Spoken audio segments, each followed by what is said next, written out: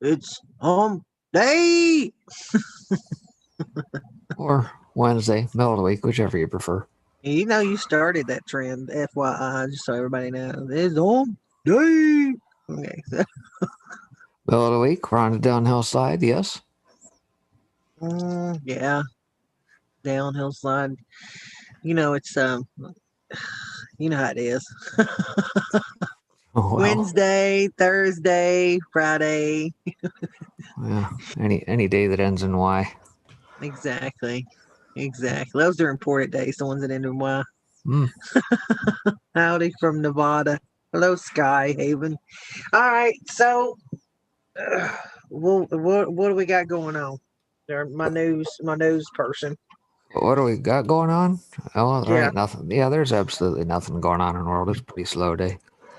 Nothing really. financially, nothing in Myanmar, nothing. Yeah, nothing to really see here. I mean, it's just another day in Mr. Biden's neighborhood. Stop. Oh my God. Yeah, I know. I mean, if he signs another executive order, what I said though is he's governing just like Obama did. Obama governed with executive order after executive order after executive order. I'll tell Well, you not. something interesting that happened. Go ahead. Sorry. I was gonna say not necessarily with the veracity that he has right out of the box. I think with 40 some edicts, decrees, uh, whatever, nailed the trees and everything else that he's done aside from executive orders. And hell, there's even a question whether or not he's even signing his name, that he's using a stamp, or Jill's even signing for him. There's been some forensics already done on that already, believe it or not. But yeah, he's already outpaced all of his predecessor presidents about tenfold. Mm. Well, then I think this story is fitting. It's one of the only couple ones I have to talk about today. It's kind of hilarious. They decided to make it the Holly boob sign because of Instagram censorship. I don't know if any of you've seen this, but they changed the Hollywood sign to Holly boob. Two social media influencers who managed to make the Hollywood sign read Holly boob before being arrested of suspicion of trespassing Monday said they did so to challenge censorship on Instagram. One of them, they said, lost millions of followers and part of her livelihood when her account was shuttered for nudity. That their stunt also raised awareness for breast cancer. That's not really why they did it, by the way. And brought smiles to faces around the world, they said were bonuses. It's awesome, said Julia Rose, 27, of LA, whose Shag Mag company brands itself as a modern rival to Playboy. All of it's combined to get all of it combined together has been really great. Rose previously gained notoriety along with a friend for flashing her breasts during the World Series in 2019. For that stunt, she received a lifetime ban from the Major League Baseball. Rose said in an interview with The Times that she first conceptualized Monday's stunt last year after being warned about nudity on her personal and company Instagram accounts, which had about 6 million followers combined. She said she knew she pushed the boundaries. Da, da, da. So basically, these two people, along with she brought two of her friends, he brought two of his friends. They brought these big freaking tarps up in a baby carriage, pretended that they were married, whatever, to get up there. Did not destroy the sign. They just laid tarps over it, so they're not getting them for vandalism. But as you know, the LA police, when they had all their cars burnt down, when everybody's riding, raging, have enough time to go arrest any of those people, but they got plenty of time to go arrest these fugitives from the law. So yeah, so that happened. But she and for all you folks out there, you're welcome, men folk. Here's the other one I'd brought. We really don't need to hear the audio. This is her being arrested, her being walked down the hill and here's her friend. And they made a big, huge deal apparently out of the media this yesterday, talking about what an atrocity it was that they went and vandalized this homage to Hollywood and how whatever. Are you kidding me? So again, they didn't destroy the sign. They literally put tarps over it to make it look that way. But this was them being arrested. Apparently LA got some new cop cars because that one seems to be functioning okay. And there she is, deciding to tell everybody what she thinks. And then there she is. You're welcome, dudes. Slide by that. Again, that's the Hollywood boob sign in the back. So there's you some news for the day. So Holly boob. where's the pic where she flashed herself? We missed that I'm not part. showing that. Look, we done got, by the way, we Oh, got demonetized 2 days ago here on this, well, I this mean, if we're gonna go fabulous for streaming thing. broke, we might as well go out with a bang. So, what was it for again? Oh, we offended. We may offend some folks. I'll bring it up for you and show you exactly what I was sent. Your channel is no longer eligible for monetization. What you should do: review your feedback. Harmful content that focuses on controversial issues, and that is harmful to viewers. Harmful to viewers, folks. So, yeah, it doesn't matter if you have channels on this stream that have 25-year-old pansexual people telling your kids what they should and shouldn't dress like or love, or all about all kinds of things that should be left up to parents. That's perfectly acceptable, but, So, Lori A., I'm afraid we're going to have to remove your sticker from here on out. Your sticker. We can't be having any more of that. That's extremely harmful to the rest of our viewers. So, we expect an apology here real soon. It's hilarious. Yeah, but, it's bound to happen. Bound to happen. Well, there's been some financial business going on. Do you want to start off with what you have been playing around with, or do you want to wait till after I get to the end of it to discuss? I got a couple pieces maybe ahead of the old GameStop Redditors and whatnot that's been going on. Yeah, you can go for it. Sure. We'll All right. wait. Well, let me go ahead and. We'll mute up though. By the way, let me just say this. Mostly it's going to be breaking today. I might add a couple words in, but this is going to be basically him. And I'm going to have something to talk about, but that can wait till later. Go ahead, sir. All right. Well, like I said, I got a little bit of. Welcome, everybody, to Biden's America. This is what we get to look forward to now. ADP employment rebounds January after December drop. This is the print out of ADP here, ahead of the other prints that we get out of the Bureau of Labor Statistics, which I'm sure will follow here in the next few days. Says following December's disastrous 123,000 drop, with both goods and services losing jobs, analysts expected a modest 70,000 rise in ADP employment in January, but were pleasantly surprised by a 174,000 print, which, however, needs to be put in the context of December's upward revision to only a 78,000 drop. And of course, mind you, folks, this does not also include the about 70,000 folks who were promptly laid off at the strike of a pen due to the pipeline being killed off. So I'm sure February is going to come in looking fantastic. Nonetheless, only the information sector saw job losses. There's the print 174,000 up, 51,000 up on small business, 84,000 up on midsize, 39 on the big corporates. Goods producing sector was up about 19, and of course, all service sector up about 156. Nothing added to natural resources and mining. No, we can't have that. But on trade, transportation, utilities, they were up about 16. Down on info, construction up, manufacturing up, financial activities up, professional and business, education, health, leisure, hospitality, other services up as well. The labor market continues to slow recovery amid the COVID-19 headwinds, said Ahu Yildiz, Vice President and co-head of the ADP Research Institute. Says although job losses were previously concentrated among small and mid-sized businesses, we are now seeing signs of the prolonged impact of the pandemic on large companies as well. Large businesses saw a rebound after losing ground in November. And here we see the graphic representation of that. Also out of Bloomberg, the service sector, jobs soaring back. Yeah. All right, same there. Presumably, as post-election lockdowns were erased.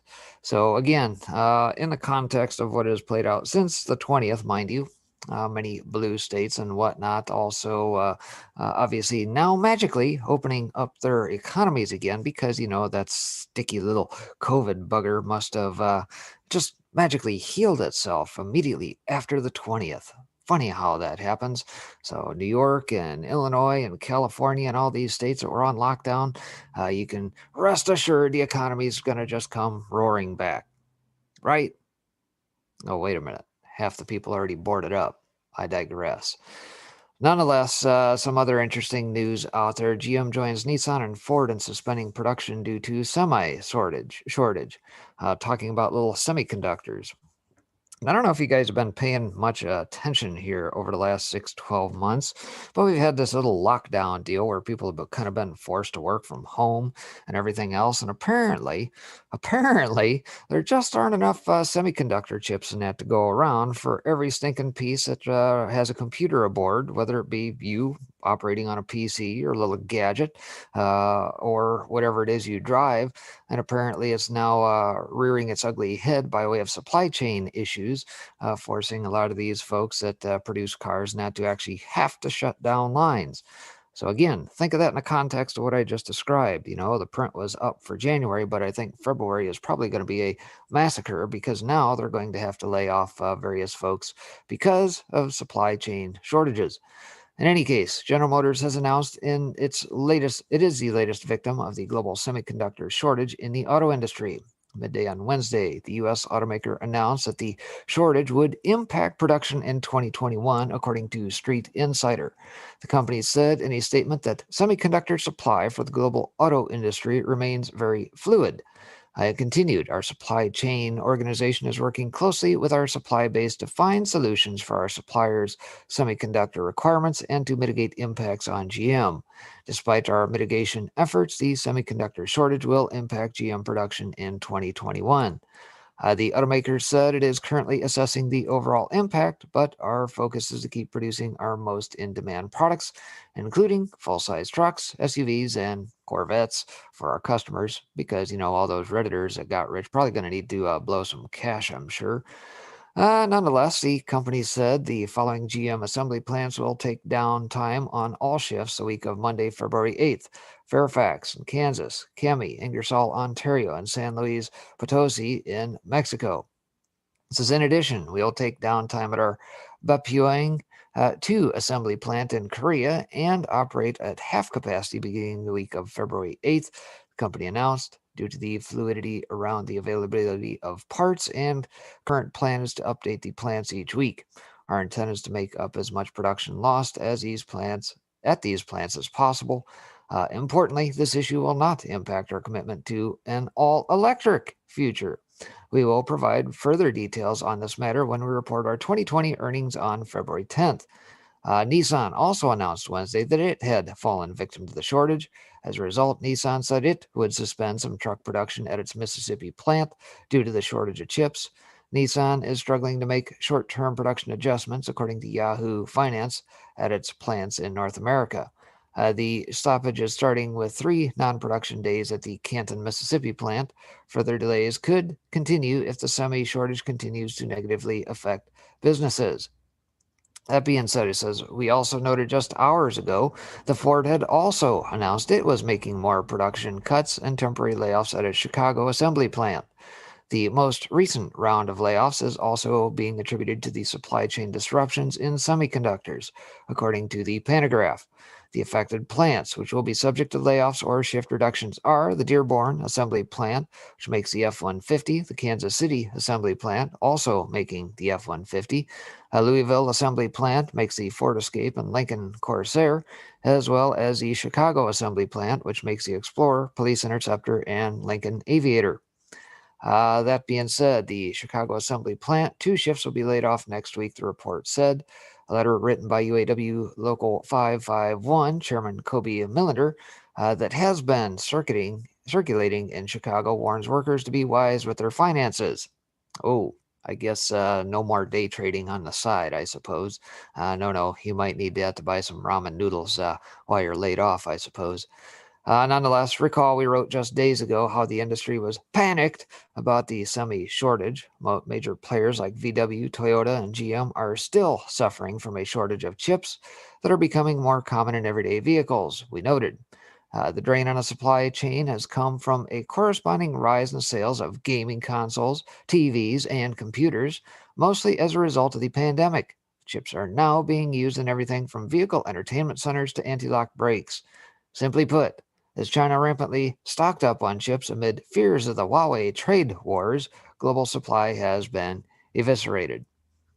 So, one might surmise that perhaps this might be some of the ramifications of everything that we source being from China. Some of this may have to do with the tariff. Some of this may have to do with everything that has gone on by way of Trump at the helm.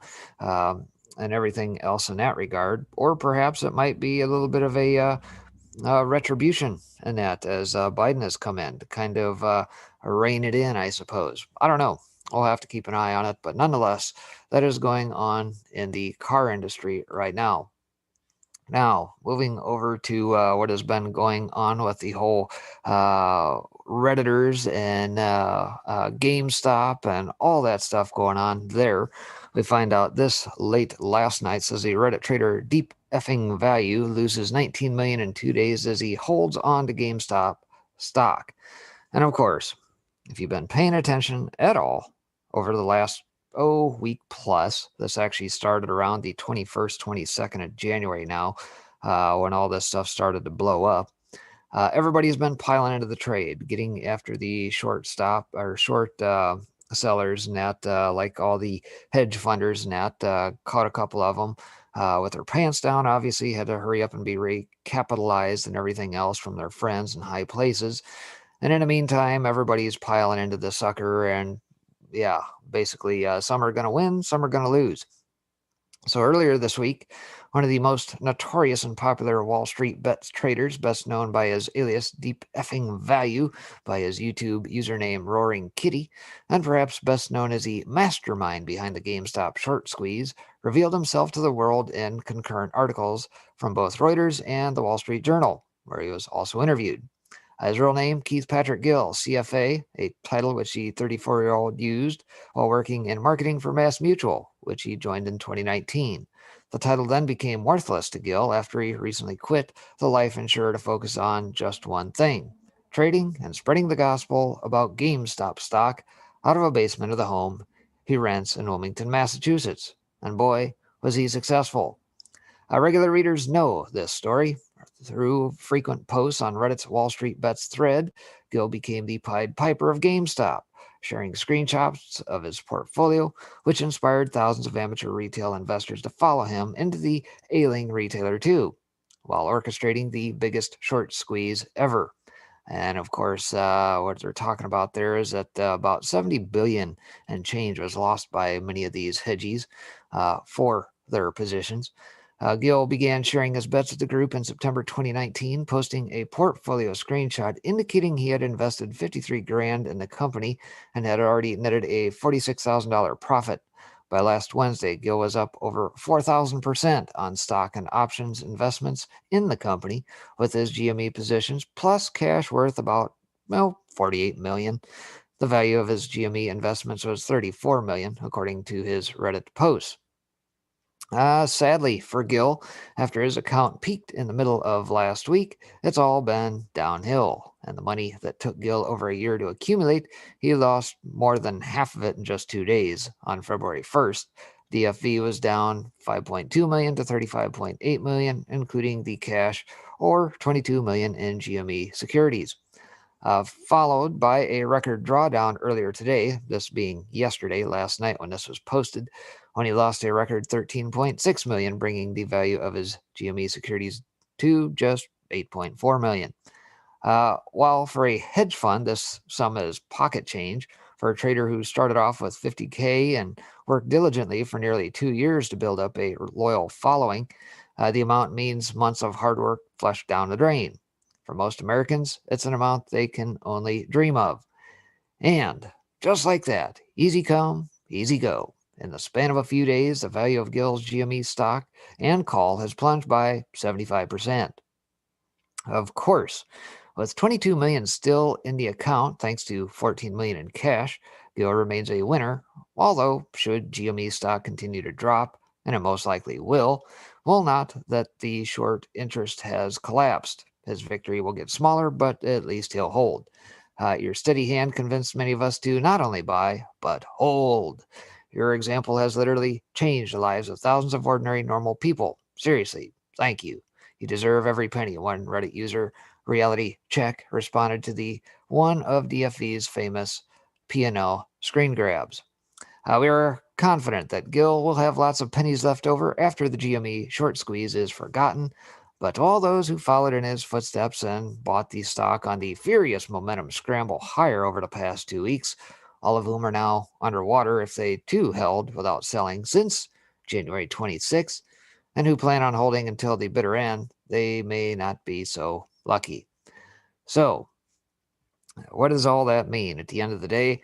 Bottom line, I would say if you don't know what you're doing, one, stay the hell out of it. Two, the house always wins, in my opinion. When you're talking about a casino known as a New York Stock Exchange, NASDAQ, or any one of the houses you wish to play in, again, the house always wins. And unless you know what you're doing, chances are you probably need to stay out of it.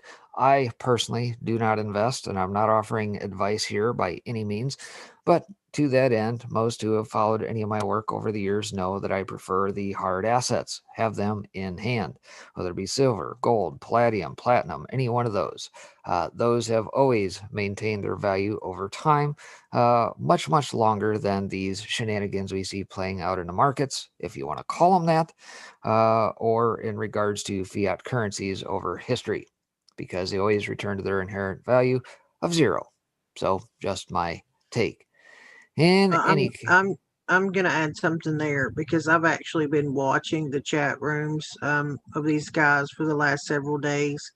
My take on it is the media. If the media is saying to do something, then I would do the opposite because the media is always going to fear monger. The media is always going to, if the media is in with these hedge funds, then of course they're going to try and manipulate people to do what they want them to do. And when you have a Mark Cuban in there posting in there telling everybody, oh, well, it was a good try, folks. I'm like, yeah, don't believe it. And like he said, rely on somebody that knows more. If you don't know a lot about getting involved in there, I completely agree with that. But I'm going to be of the belief that if the media is going to write articles like that, then there's an agenda behind it. yeah, and I see somebody say NC111 says, wasn't the point to screw the big guys not to get a return on the investment? Yeah, there's an element to that. And of course, when you get a bunch of people piling in with different thoughts and different beliefs and everything else, it's not necessarily all herd mentality. Everybody's got their own ambitions, their own free will as to the reason why they are getting in. Not everybody was going to ride it to the end. Not everybody was going to hold the line per se. Other people, I would say probably go with the flow and probably did hold to the end, and they'll probably lose their shorts depending on how much they invested. Other folks probably had other ambitions, and it's always the same, right? At the end of the day, it's the least greatest sucker. Somebody has got to hold the bet of last resort. And at the end of the day, sometimes it ends up being the low man on the totem pole once that risk is shoved off by the hedge funders all the way down and through. But here's what it has done, right? If you've followed anything at all, you find out the underbelly of what actually goes on. Because if you paid attention over the last, I would say 10 days, right? What have we noticed happen every time that the stock market is open? The stock price starts to run up. Oops, hang on a second here. Oh, E-Trade went down, TD Ameritrade went down, Robinhood went down, all the brokerage houses went down. You head over to Down Detector. Monday last week, down. Tuesday last week, down. Wednesday last week, down. Sunday, this past weekend, Reddit, down. Yesterday, a couple of the trading houses, down. Huh. You starting to notice a little bit of a pattern here? Who do you think is colluding with whom here? Why are That's what those I mean. questions? Why are those questions not being asked? Where is our media asking the questions as to why is it that when the stock starts to go up and the little retailer guys start to actually pile into the trades, that all of a sudden, like magic, they start to have problems? But yet, in the meantime, in the off hours, when the retailers, the little guys can't trade, all the big houses get to do all the trading behind the scenes to recover their losses and recapitalize. Why is that? Do you Because think the the main game? because the mainstream media is just like the lobbyists in DC. They all have an agenda. Well, it's And that more than they're that. not, it's like the freaking press pool asking Biden's press secretary whether or not he's going to paint the damn plane. Like that's the most pressing thing going on in the country, is whether or not Biden's going to repaint the plane, because they're not going to ask for the hard questions, because that's not the agenda. The agenda is to make him look like the best daggum president since sliced bread. That's why they're still hanging on, railing on Trump, because once they give up Trump, what are they going to talk about? Oh, I get it, painting the plane. Well, in essence, what it has done, as with everything that has happened over the better part of the last 3, 4 years, it exposes what has traditionally been in the dark for most folks who did not know the underbelly of how, when you actually place a bet, for example, you don't technically own a stock. You understand that somebody has to hold it. There's things that have to go on in the underbelly and what they call the pipe work of the system. To where the DTCC and the NSCC and all those players that otherwise are not heard of, all these things have to take place behind the scenes before, hey, you know what? I get a stock certificate in the mail that says I own a share. No, you technically don't. That's not how it works. And if you look at how things have played out with all their algos and nanosecond trading and everything else and how these things work, just like everything else we've been shown, the game is rigged, period. And it's not Well, to the benefit of you. I will tell you that these Wall Street bet guys in these chat rooms are not scared. Not the serious ones aren't scared a damn bit. They feel like they know that the narrative that's being pushed out, they know if the media is pushing out, then they're scared. They're doing everything they can to try and scare these guys into letting up, because the short sale ladder stopped yesterday. They can't manipulate it as much as they could these last few days. Today was the day that was going to kind of reveal itself, for the next few will carry on. They're in it for the long haul, and they don't give a damn. They don't care if they lose every dime. It's like playing the lottery. They knew going in that it could go either way, and they're fine with that, because guess what? They stuck it to the people that was manipulating the game stock, doing the short selling. Then yesterday they were trying to flip it back and forth between each other to suspend the stock, because they were trading it so much it tripped the algorithm. They're on it. Like I've sat back and watched these guys in this chat room and just all, and it's almost it's like it's all also made me feel like I've had the strength to do what I told you I was going to talk about in a few, but trying to beat them at their own game, basically. And I wish every one of these guys the best. I do, because I it's like it's about daggum time. They took exactly what these hedge funds were doing for decades by manipulating these markets to make millions. And they turned around, and a group of them did it them damn selves. So then all of a sudden everybody had a freaking problem. Everybody had a problem all of a sudden when the average Joe went out there and started doing exactly what these hedge funds have been doing. So isn't that ironic? Now you have these people going on these business channels on mainstream media talking about regulations.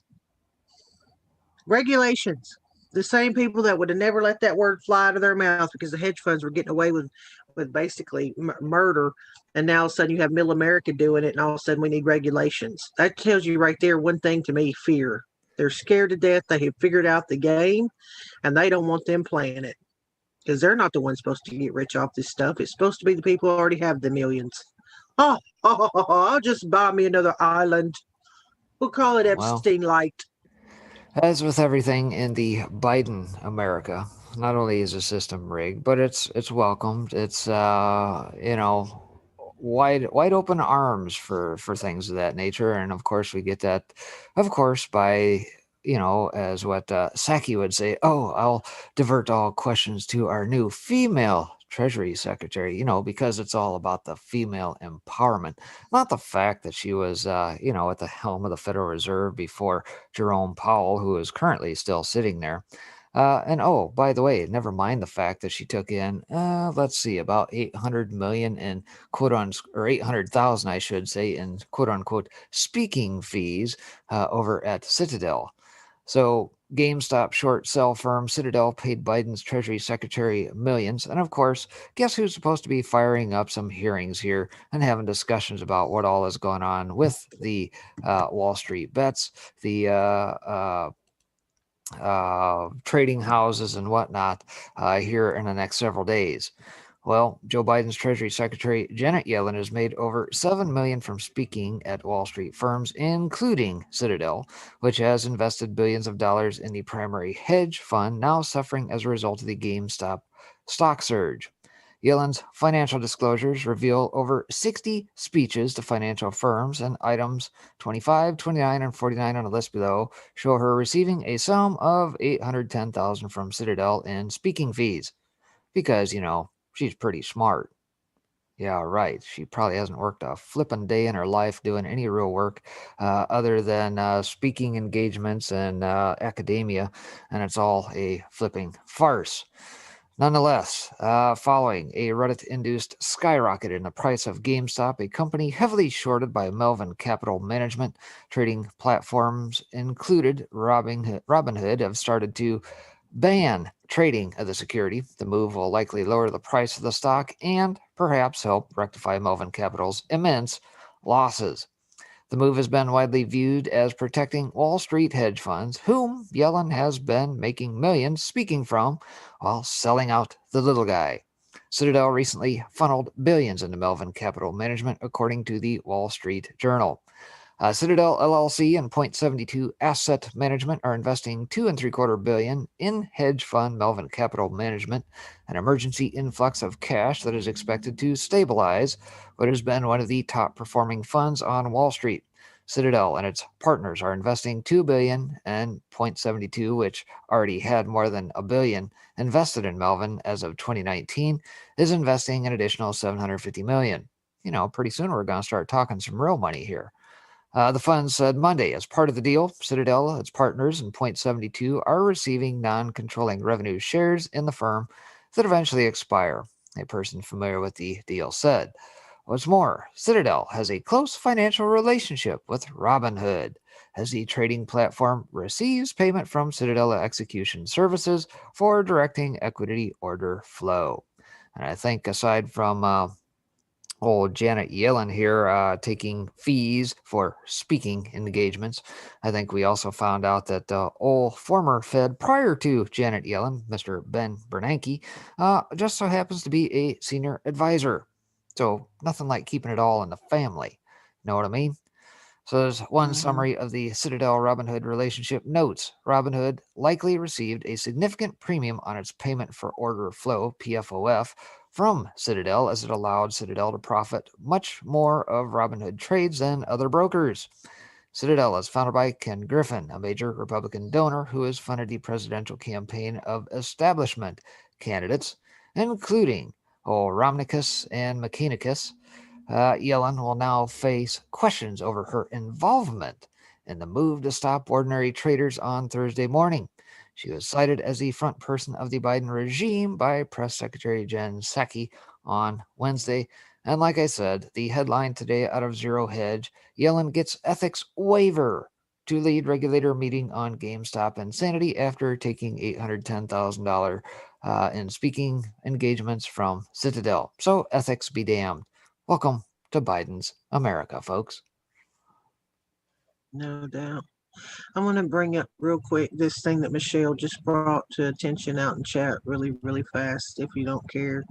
I pulled it up really quick, and then I'll say what I have to say, and then Breaking can continue on what he's covered. She just highlighted this in chat. It's 64 arrested and 2 women rescued during a sex trafficking operation in California. By the way, I just want to see you all these, all these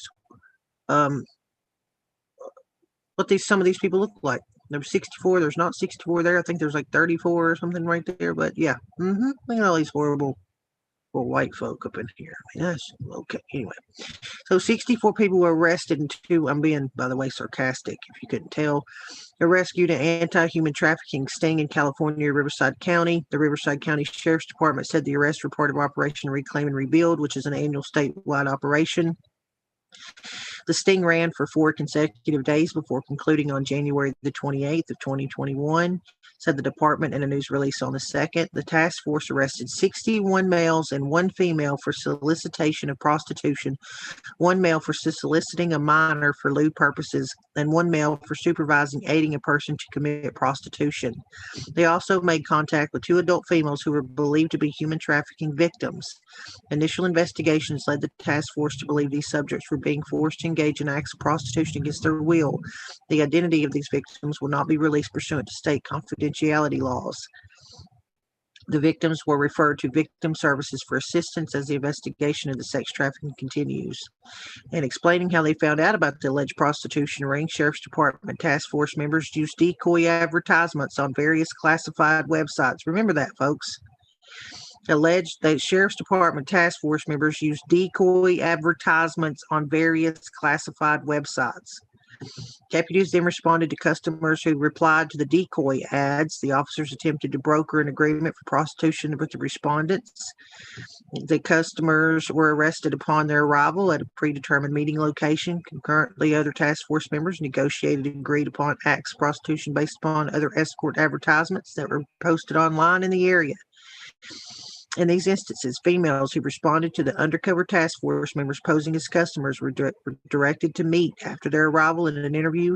If the females were determined to not be victims of human trafficking, they too were arrested. Separately, the Orange County Human Trafficking and Task Force in Southern California charged 5 men with sexually exploiting a minor. This is separate, by the way. Separately, they charged 5 men with sexually exploiting a minor. Here it gets interesting. No matter how many ways predators continue to try and disguise their sexual abuse of children. Notice the abuse of children up here. It didn't say anything about children here. It just said sex trafficking. How many of them you want to bet how many of these people were children, minors?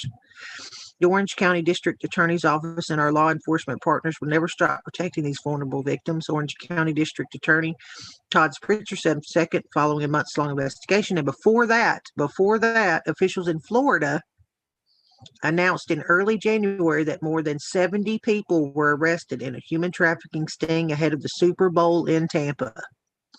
Similar tactics was used by law enforcement as the sheriff's deputies in Riverside County. Officials posted fake advertisements online to lure the suspect. So, yay. I mean, that's good news. Anything that always rounds these freaking people up, like Michelle said, glad to see the scum of the earth still being rounded up. Yes, I would agree completely. Because it's a huge problem and there not enough people pay attention to it. I completely agree. And going back to what Breaking was talking about, I have been paying attention to the Wall Street bets, guys, along with another a channel that was that's been heavily censored and kind of their idea of what they were doing. And I've thought a lot about what I can do. And most of you know that I have been in this for about 3 years now, and the majority of the time has been spent behind the scenes, basically kind of managing other people and making sure that shows were covered or situations were handled, or and I felt like I've done a fairly decent job of trying to contribute, but there are things that I enjoy doing that I've kind of put on the back burner for 3 years. And looking at the Wall Street guys and stuff like that, I was like, how can I do something to where it looks like I'm playing their game, but in the bigger picture, I can do something bigger with it.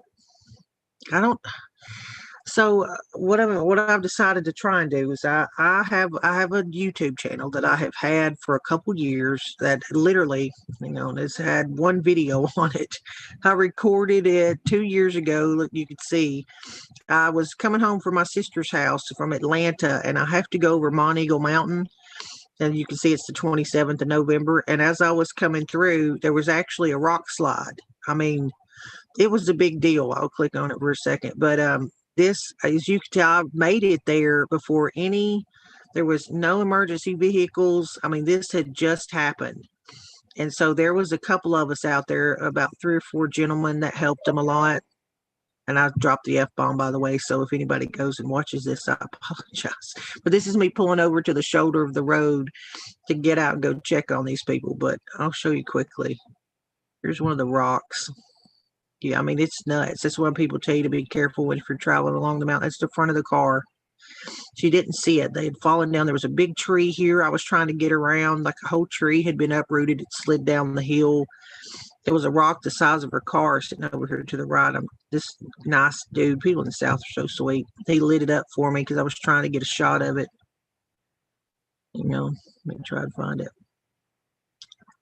There's all the guys. See, there's no emergency vehicles there yet. We had got there pretty quick. I mean, we were there.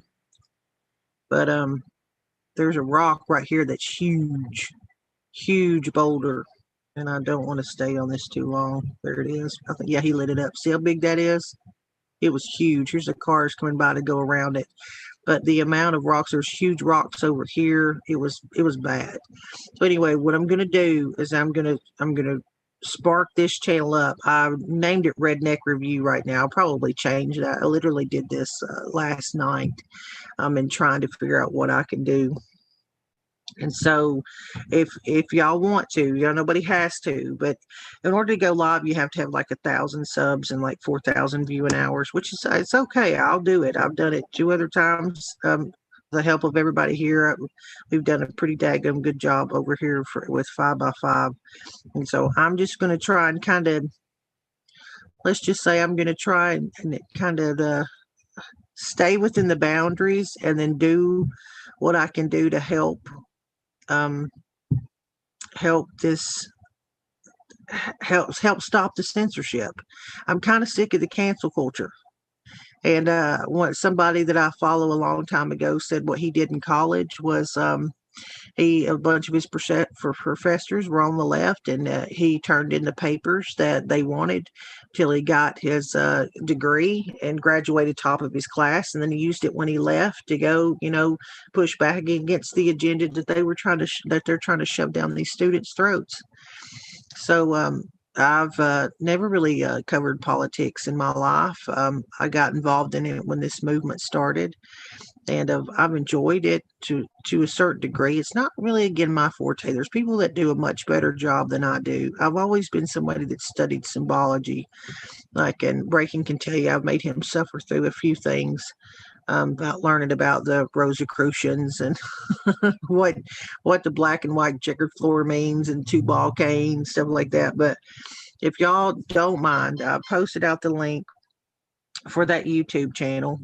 If you'll go follow it, if you want to, I'm going to do some interesting stuff on it. Unfortunately, I'll have to probably go on camera, just because what I'm going to do is I'll have to be on camera, or you'll get like copyright strikes and all that. I'm going to try and do some reviews on things and reactions to things. I kind of keep tabs on what trends on YouTube, and I'm gonna see if I can't play off that, but we'll see what happens. I hope if y'all will pray for me, because I'm gonna try. We'll see what happens with it, but that's why I'm letting Breaking kind of take over today and cover most of what's going on, because he does a better job than I do, and that's okay. I'm gonna try and do something different, to help. So we'll see what happens. All right, that's my spiel. Go for it. You got more to cover.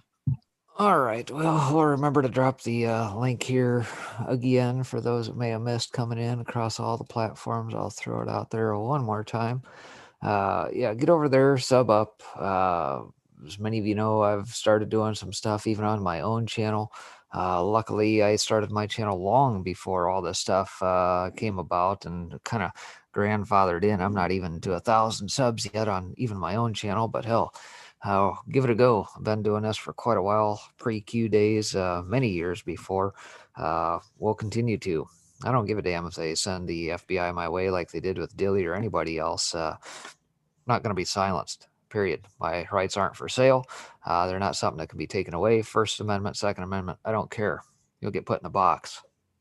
Anyway, Nonetheless, let's carry on with the show here. So, kind of along the lines of what we were talking financially, but if you're not paying attention to what's going on across the way over in Myanmar, or Burma, if you prefer to call it that, Great Game India had this piece out today. It says IMF sent $350 million in cash to Myanmar just days before the military coup. Huh, what the heck is going on there? So, let's see.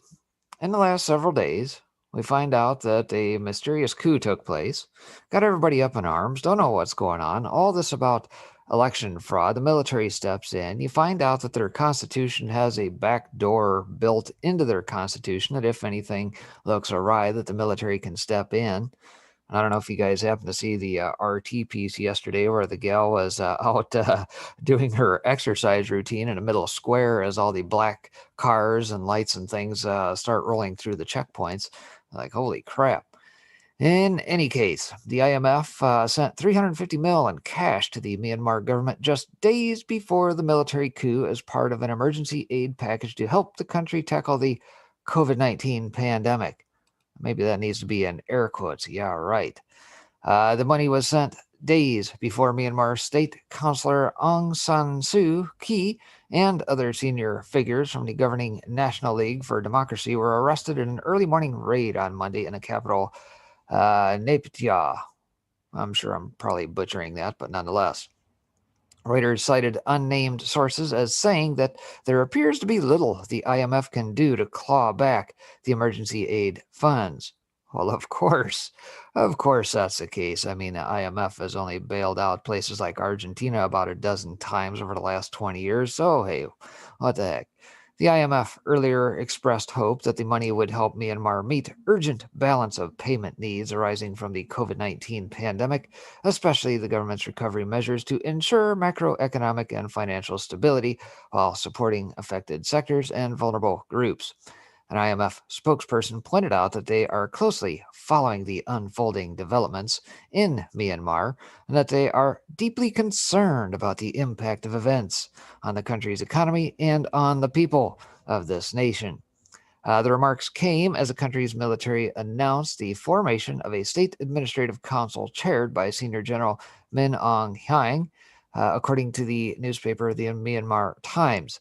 The news outlet reported the council was created in line with Section 419 of the nation's 2008 Constitution, which stipulates that a commander-in-chief of the defense services, to whom sovereign power has been transferred, shall have the right to exercise the powers of the legislature, executive, and judiciary. So, the reported developments followed Myanmar's military, also known as the Tatmadaw, issuing a notice suspending all flights, including those serving domestic locations, after Monday's alleged coup, which saw the detention of a number of prominent officials in the country. The arrest came as the nation's military declared a one-year state of emergency after weeks of escalating tensions over allegations of vote rigging in a November election, when Aung San Suu Kyi's National League for Democracy emerged victorious in the vote. The latter was only the second since the end of military rule in the country in 2011. Similar incidents occurred in Tanzania, where the Tanzania president took 27 million euros from the European Union, then declared the country coronavirus free. That's a nice little payout. Now, the Europeans, just like the IMF, are venting their anger at their helplessness. So, yes, very, very interesting. And the timing. Don't you think the timing is perhaps maybe just a little suspect? Who else had an election back in November? And it took them till when to cause the military to jump in? Oh, this is February, so that's December, January, February. That's about a good 60, 70 days afterwards. Oh, wait a minute. What do we got surrounding the Capitol here today in D.C.? Oh, we got a few thousand National Guardsmen with razor wire atop a fence looking to put permanently installed fence work around the Capitol. See the parallels here? Very, very interesting. Nonetheless, we'll watch this play out. And so, while all the shenanigans are going on there, Then we get this, and if you followed the show yesterday that I put out talking about Marjorie Taylor Greene and the uh, shenanigans going on with the left that are completely outraged. She said, I won't back down. I'll never apologize. Marjorie Taylor Greene stands tall as feckless, spineless GOP swamp creatures and Dems who destroyed America seek her removal. They can't stand her. And of course, if you paid attention over the last 48, 72 hours, you get people like the spineless jellyfish named McConnell, who says she is a what did he call her? A blight to the, or not a blight, but a spot or a stain or something to the GOP, whatever it was. Nonetheless, I think it's exactly opposite that. The uniparty is being exposed left and right, and they are going down. Anti-American establishment rats, Mitt Romney, Mitch McConnell, Democrats, and the far-left Anti-Defamation League are all calling for the ouster of Marjorie Taylor Greene for her insistence with mountains of evidence that the 2020 election was fraudulent. She has also sought the impeachment of illegitimate Banana Republic sock puppet Joe Biden. Marjorie Taylor Greene remains resolute and has not backed down from anything she has said. Perhaps this is because she has only spoken the truth about the election.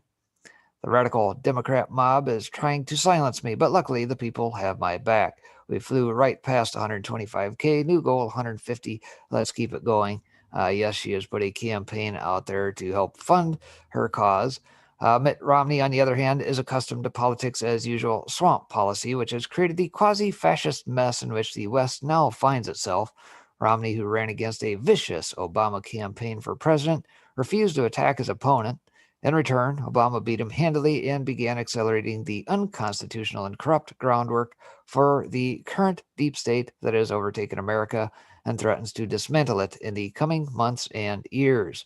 Mitt Romney has no problem with any of this, but he wants to make sure you hate MTG. And oh, by the way, before I continue on, who also has some business and financial dealings through the Ukraine? Was that none other than Mittens Romney? Oh, that's right. So, lies of a feather flock together. Marjorie Taylor Greene's nonsense and the big lie of a stolen election, said Romney on Twitter. And of course, the Mockingbird media, the social media companies, and the ADLs and the SPLCs, and all the think tanks, and all the media, and all the politicians want you to believe their lie. Don't believe your eyes, folks, or what you read or saw or any evidence or anything of that nature. No, no, no, no. Trust us. So, the complete destruction of America by Democrat and Republican swamp creatures, big tech, the media, and China is all fine with Mitt, so long as it doesn't mess up his perfectly pre-and coif. But MTG is the big liar America has to worry about. People like Romney are all okay with this because they're all part of the machine dismantling America that is implementing the Klaus Schwab-led Great Reset. I mean, his Davos ilk. As long as they have some kind of a seat atop the Great Reset's new world order, they don't care. Romney's Bain Capital is, in fact, linked to Sequoia, which has ties to Smartmatic and Dominion voting. How convenient. So, it's no wonder why we would have a huge conflict of interest when discussing the widely believed allegations of massive voter fraud in the 2020 election. This would also explain his public feuding with actual conservatives like MTG, who believe, with mountains of evidence, that Donald Trump won the 2020 election. But mendacious Mitt is not alone. Snake Turtle Mitch McConnell, the leader of the scummy deep state GOP who helped destroy the presidency of Donald Trump to further his political and financial career, is also trying to erase MTG. Perhaps it is due to massive and close ties with the president of China. Many believe, with evidence, that Mitch McConnell has softened his stance on China over the years in order to return China over the years in return for massive benefits to himself and others. Of course, if you remember his wife being Elaine Chao and their ties to the shipping companies, that would be where the financial wealth comes to play off of a nice, handsome $190-some thousand a year salary, to which, he's just accrued a about 30 million or so. No biggie here, folks. Says he too is attacking MTG, calling her a loony liar who is a cancer. There it is, the cancer of the Republican Party. Never mind the fact that old McConnell has been there for eons on the take. Grifter, but nonetheless. MTG corresponds defiantly, suggesting that she does not intend to bend to the will of usurpers and cowards like McConnell. And keeping with her defiant rejection of any criticism, Green immediately fired back at McConnell through her Twitter feed. The real cancer for the Republican Party is weak Republicans who only know how to lose gracefully, she said. I won't back down. I'll never apologize, Ms. Green said in a series of social media postings several hours after a couple of her Democratic colleagues announced plans to pursue her removal from office. Because she's such a threat, folks. Good for you, MTG. We support you and hope you gain momentum to affect real change. It's important to note that while McConnell freely attacks people like Marjorie Taylor Greene, he also promotes anti-Trump, anti-conservative rhinos like Liz Cheney, who voted for the completely baseless and unconstitutional impeachment of President Trump for a second time. And I guess I'll just break from that there and highlight the fact, if you did not by chance see Matt Gaetz go out to Wyoming, right? That's where she's from. Montana. One of those. In any case, he went out there the other day and basically lit him up in regards to Liz Cheney being a swamp creature who basically assumed that she had residency based on a fishing license. You know, much the same way that HRC did after leaving the White House pure broke to go establish her residence in Chappaquiddick, New York. Do the same thing when she ran for Senate way back when. Nonetheless, yeah, Cheney is probably going to get primaried and her ass is toast out of red state. So yesterday, I'm sure, yeah, Wyoming, there you go. Many of you, I'm sure, were probably brought to tears. I'm sure you guys probably saw this over the social media posts that AOC, God bless her soul, put out there. I mean, I almost had to get a Kleenex. It was so bad. You know, she's a victim, folks. So be careful. Don't want your feelings hurt. Unfortunately, I think we've all been duped. I think, according to this, AOC wasn't even in the Capitol building during her quote-unquote near-death experience. Huh. Who knew? So apparently all of our tears shed yesterday while she gave her song and dance were for naught. Says we've reported various aspects of the account of Rep. AOC of what happened to her on January 6th during the breach of the Capitol. But there are some very critical facts that have been missing from her story that I wanted to talk about here. The story, as it was initially related by AOC, suggested that she was about to be assassinated by rioters in her office in a video that has been viewed over 6 million times. Like, I'm here, and the bathroom door starts going like this. Like, the bathroom door's behind me, or rather in front of me, and I'm like this, and the door hinges right here. And I just hear, where is she? Where is she? And this was the moment where I thought everything was over. Oh, man. Jeez. Oh, jeez. I don't know. I need a Kleenex. I swear to baby Jesus, that woman enrages me like Maxine Waters only can most of the time. The amount of crap that flies out of her mouth. When she wrote that article last week that says, America, we will be doing a lot better when we can liberate the South from its oppression. The lady couldn't find where I live on a map if her life depended on it. She don't know a damn thing about the South. She don't know anything about the rest of the world. She's somebody that went out for a freaking, what do you call it, for an audition to become a politician, that was a bartender that can't make the first damn drink. And she thinks we need her opinion on whether or not we should be eating cows, or cows can fart, or everything needs to be solar paneled with, let's not talk about the toxic crap and batteries, or how many endangered species of birds those fans kill, or the fact that biomass cuts down entire forests just to make 3 gallons of fuel, and all these things still have to be tied into the electric grid because they all fail because they're unreliable. And this is the bitch that we waited on to get inaugurated to sign some bills into law. Sorry, I can't freaking whatever. I think I've regained my composure. I can continue.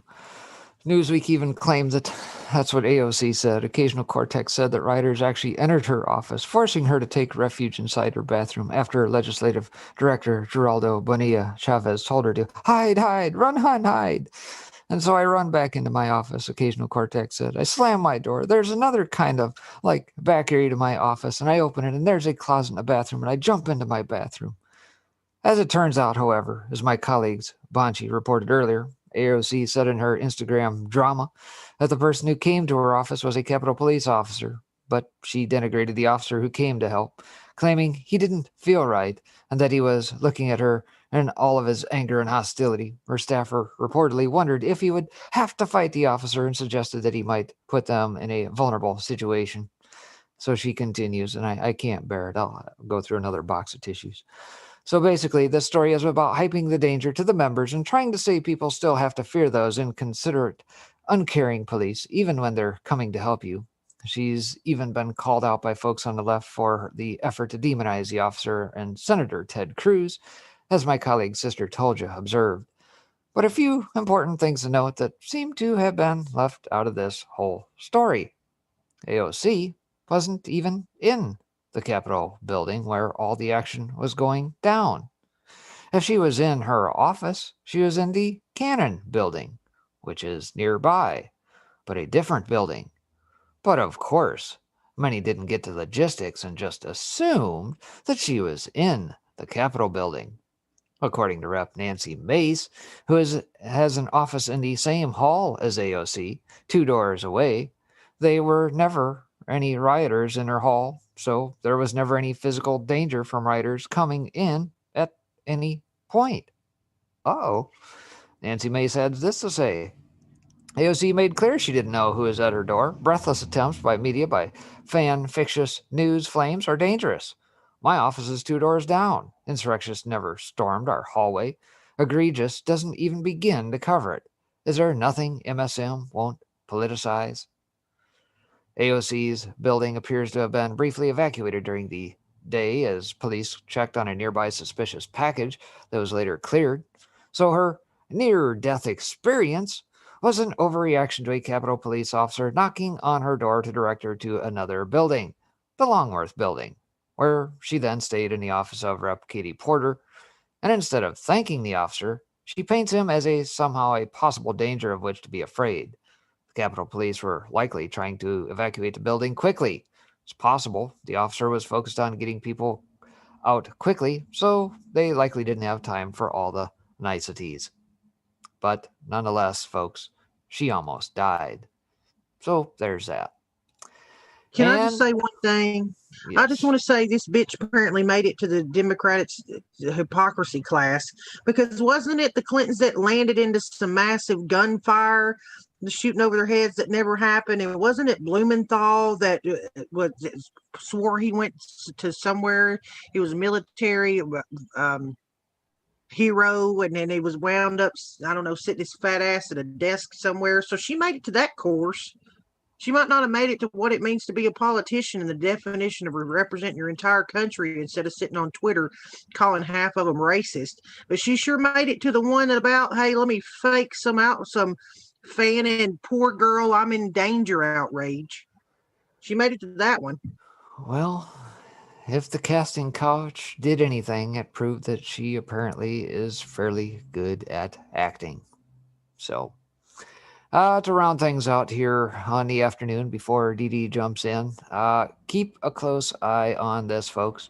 House Resolution 127, a new bill in Congress would literally end your Second Amendment rights. Michael Snyder had this by way of the End of the American Dream blog out late yesterday. Says if a new bill that has been introduced in Congress eventually becomes law, the Second Amendment will still be in the U.S. Constitution, but for all practical purposes, the rights that it is supposed to guarantee will be dead and gone. House Resolution 127 was submitted on January 4th, and if you have not read it, you can find it in the full text here. I'll drop the link out here momentarily. It contains a lot of technical language, and so in this article, I'm going to break it down. What it means very simply. Now that the Dems control the White House, the Senate, the House of Reps, there is going to be a major push to ram through some form of gun control legislation. If not in this bill, it will be another one, so we need to be diligent. And he goes on to state, one of the biggest things that H.R. 127 would do is that it would create a national firearms registration system that would literally be accessible by anyone, because registrations have worked so well in history, right? H.R. 127 establishes a federal firearms registration system that will be accessible by federal, state, local governments, including the military, and even the general public. The system will track the make, model, and serial number of all firearms or owners, the dates they were acquired, and where they are being stored. So, if your neighbor, a coworker, or someone that just wanted to rob your home wanted to know how you were armed, all they would have to do is look it up in the firearms registration system. This bill would also apply retroactively. Within 3 months, you would have to report to the government where you bought all of your guns, when they were purchased, and where they are currently being stored. Needless to say, the government knows where all of your guns are being stored. It would make it that much easier to grab them from you at some future date, perhaps when you're not home or not looking. H.R. 127 would also require all gun owners to be federally licensed. That would mean that owning a gun would no longer be a right. Instead, it would be reduced to a privilege that the government could take away at any time. According to the bill, the licensing procedure would include a psychological evaluation. Oh, yeah. And if you're one of those 75 million Trump supporters, woohoo, look out, folks, you don't get to own one. The licensing requirement mandates that the licensed applicant undergoes a criminal background check and then submits to a psychological evaluation to determine whether the person is psychologically unsuited to possess a firearm. Presumably by the same folks that probably want to administer the psychological test for people like Lynn Wood. Successful licenses must show they have an insurance policy, which will cost about $800.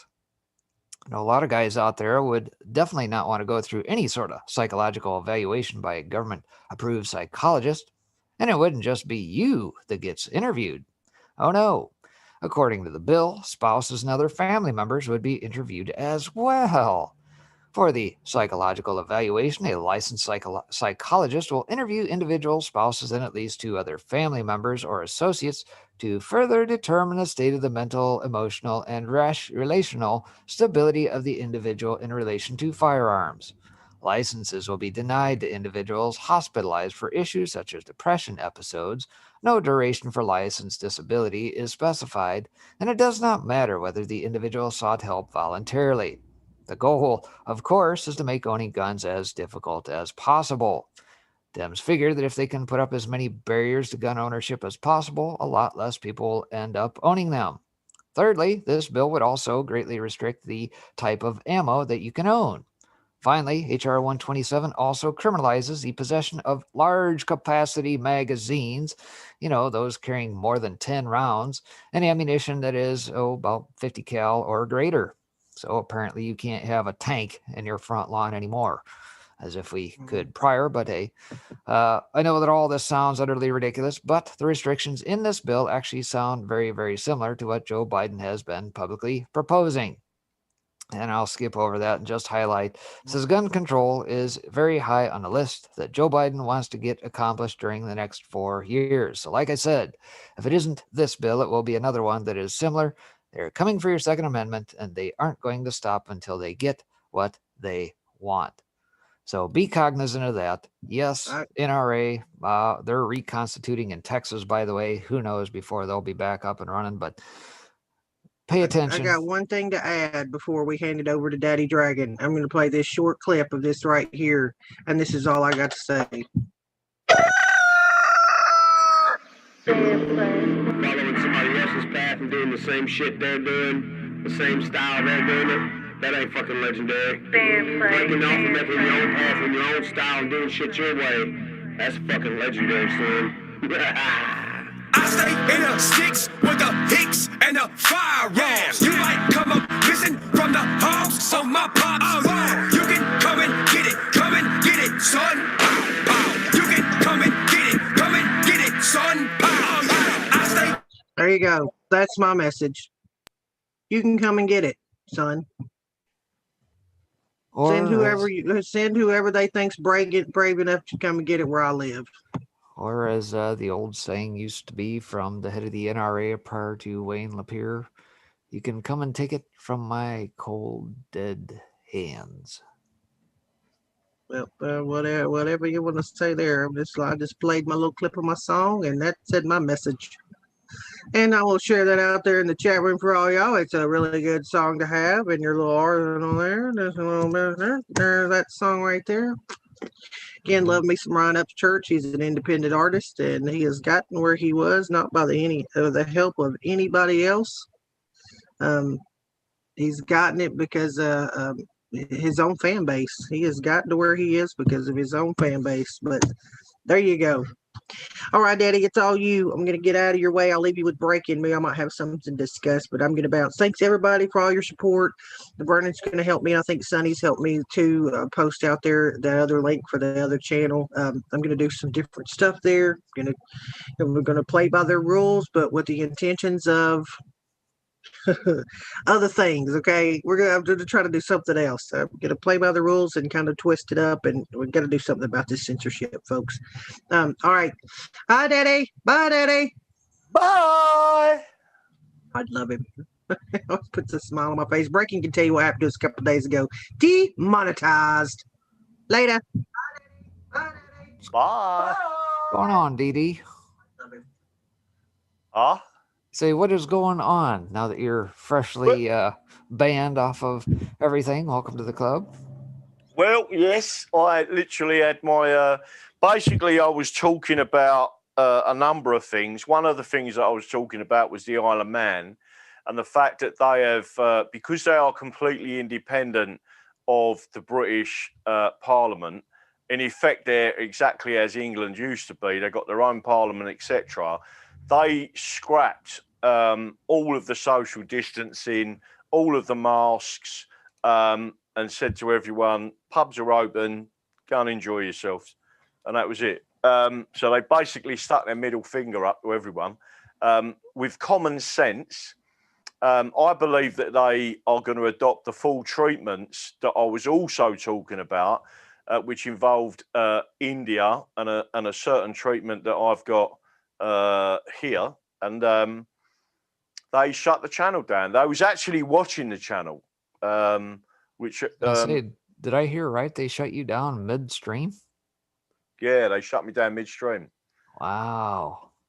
Well, you're in good company with those who have also had that done, like the Quite Franklies and everybody else. So yeah. So it looks like they're actually sitting there watching them. But I've got to be honest with you. I'm geared up in a number of ways. I'm certainly going to be looking at what I've got to try and find is a proper good live site. But also I'm now recording onto my PC and then going to upload all of them straight onto Rumble. Well, so hopefully that'll work as well. Well, plenty of sites out there you can stream to, more coming all the time. Obviously from repositories where people can find you. Obviously you got Rumble, you got UGEtube and that, where I've got a lot of my stuff stored. Gab, if you have Pro'd up over there, you can get a channel going over there as well, and lots more coming. So yeah, but so the Gab TV and Gab Pro, it won't allow me to do it because it's only in America at the moment. Interesting. Yeah. So in effect, I have to have, I mean, the VPN side of it is I'm set up at the moment in Georgia. So, but it's having an address and everything that you can link to, right, to allow it to take you forward. But yeah, there's a number of things I'm looking at. There's loads of things going on, and funny enough, one of our MPs has spoken. Someone sent me this earlier. While you're on, stay and listen to this, because I'm just going to give you an indication of what he says. The UK is the greatest country in the world. First of all, UK isn't a country. The second thing, before I play this, also understand that Rees-Mogg is a Catholic, right? And there's a reason why I'm telling people this, but just have a listen to this and tell me what you think. This isn't Hancock, is it? This isn't Matt Hancock, I hope. No. Oh, okay. I wouldn't show him whatever he says. No, this is a guy called Jacob Rees-Mogg. He's the person who, his family goes back years, etc. But he's also a Catholic. But what I'm going to do is just listen to what he says, because then I'm going to tell people that he got most of what he said wrong. But here we go. Greatest country in the world, without doubt.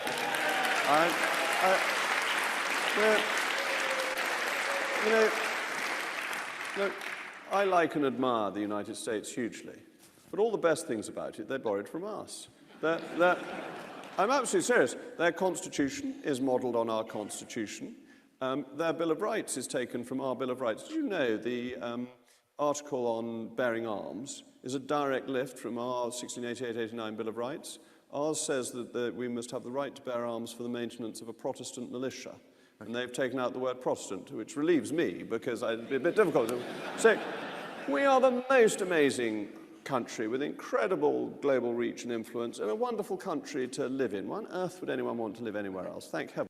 To get away from you, beep, beep, beep. So what did you think of that one? The greatest country in the world, huh? Well, yeah, I mean, in some degrees, he's right that a lot of our Constitution, Bill of Rights, do come from your Bill of Rights of 1689 and things of that nature. But beyond that, I think you guys can keep your tea and crumpets and that. I think we'll stick with what we have as far as Americana food over here. Yeah, well, I don't disagree with you. Let me just show you one other thing before you go. Where is it? It's gone pear-shaped already. Always try and find these things, and I can never get back to them. It must be there. It's not there. I wonder if that's it. No, that's not it. Very strange. Well, while you're looking for that, Dee, I do want to ask you one question about what is going on with all this COVID business and the vaccines. Is it just me, or does it look like there's almost like an active campaign against the AstraZeneca Oxford vaccine and that's going out? Because it sure looks like to me, based on what I've seen over the last couple of weeks, that they have been on a string of bad luck. I would suggest there's a number of things. On my show earlier, on another channel on YouTube, the backup channel, I explained what I think is going on. So, one, I think you're right, but I don't know if you're aware of this, but the European Union have basically said that they're not going to give us access to vaccines because we're not in the European Union anymore. But AstraZeneca itself is UK, right? Now, granted, they've got facilities in that worldwide. Matter of fact, here within the last couple of weeks, India just had a fire at one of their facilities. One of the facilities in the UK was just periodically flooded out here in the last week or so. And then found out here in the last several days there's stuff going on with the AstraZeneca vaccine in Italy as well. I was like, it's almost like there's a campaign against this particular brand or version of the vaccine. And even I did a piece on this where it highlights some of the players behind the scenes and Oxford, the Wellcome Trust, and all that BS. The folks, the players linked to Bill Gates, the eugenicist type stuff, all that stuff. And it's like, I don't know, it's almost too coincidental for it not to be planned.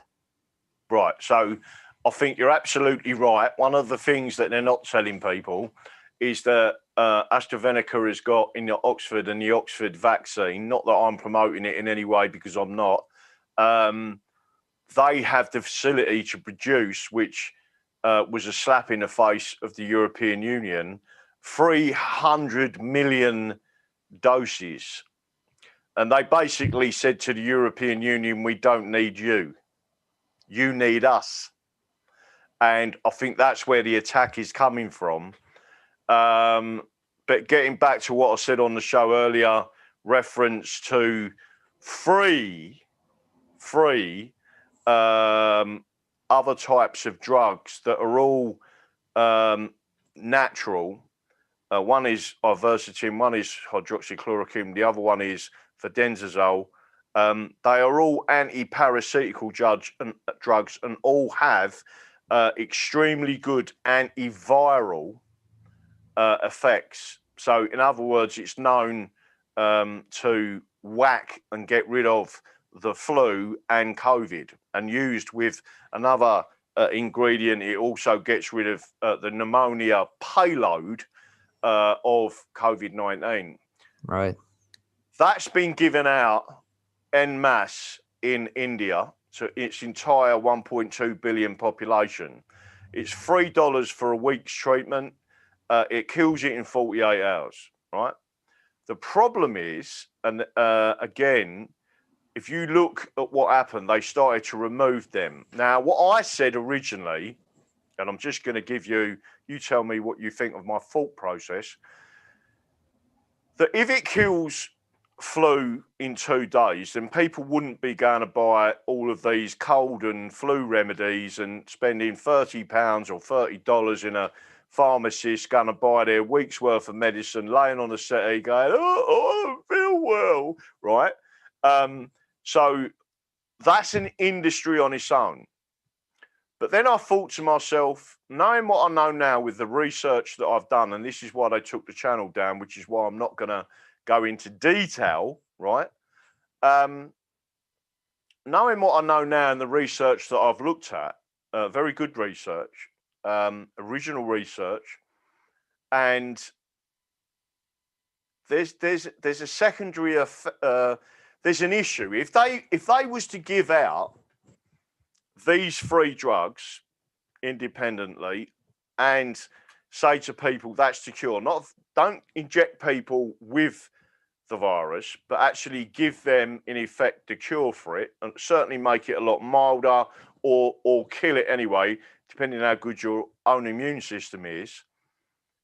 But there's an issue. And the issue is this, and I want to tell everyone in America this, that those free drugs that I just described have also got massive anti-cancer effects. So if they was to give that to everybody and suddenly there's no more cancer, in the same way as we dealt with scurvy by giving someone vitamin C and they was completely cured because it was something that the body was missing and had been depleted because it wasn't in their diet. And then when you look at the diets of modern man now, there is something missing from the diet that is causing cancer. Now, if they was to give these free drugs out en masse for viral infections such as COVID or the flu, and suddenly people don't get cancer, what do you think happens to the pharmaceutical industry and the cancer research and the billions and billions being siphoned off? What do you think happens to these evil people that really do support euthanasia and really want people to die of cancer because they want to depopulate the planet? It doesn't exactly help with their plans if they allow these free drugs to be put out en masse to the population, and suddenly the elevation in cancer is reduced to next to nothing. What do you think of that as a theory?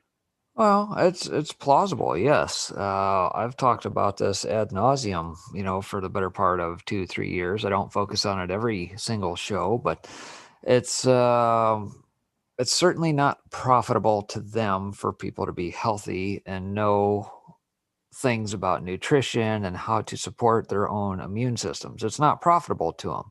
Yep. Much in the same way that if you interrupt that cycle, just as we have seen over the years, anybody who knows anything about health and has followed any health sites like Erin Elizabeth over at her site, for example, knows that we've lost probably close to 100 holistic doctors over the last 3 or 4 years, right?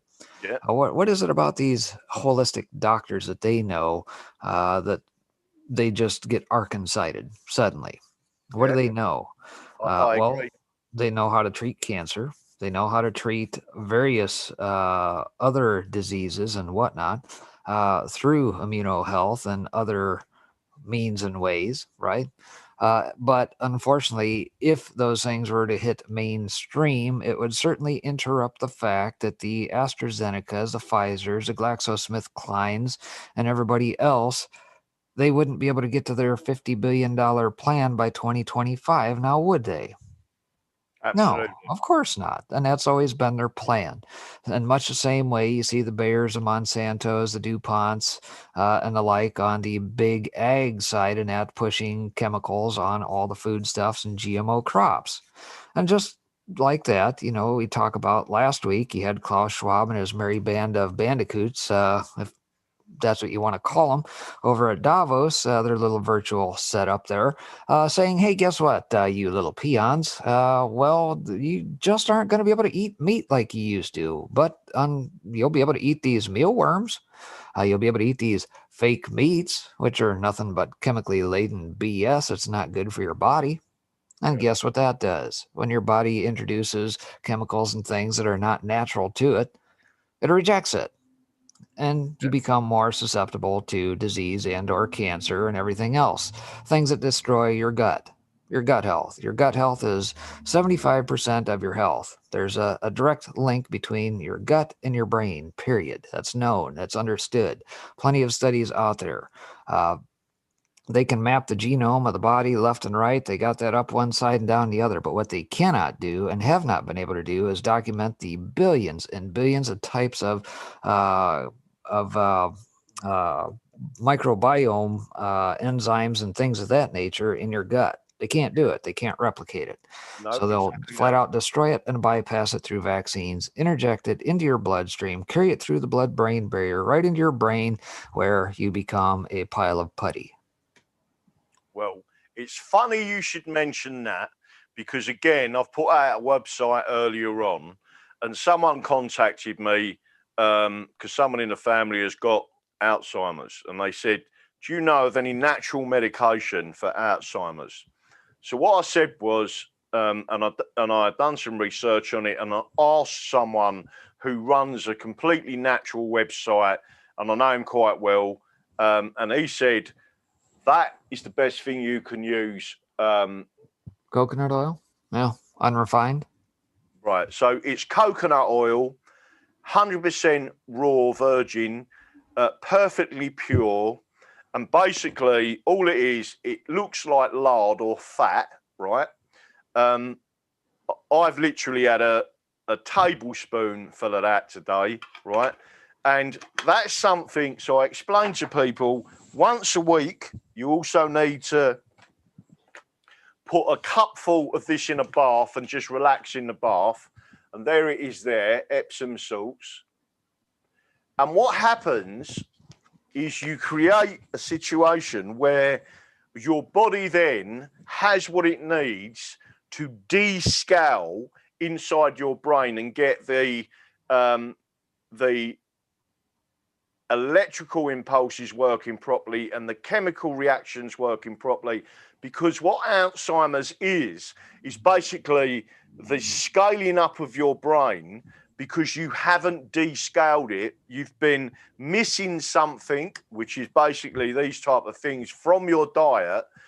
And because of that, your brain has started to scale up. And then all you need to descale it and go back to normal brain function So what they're actually saying that Alzheimer's on this particular site, and there's a number of very senior doctors, they're calling it type 3 diabetes because it's actually caused by insulin.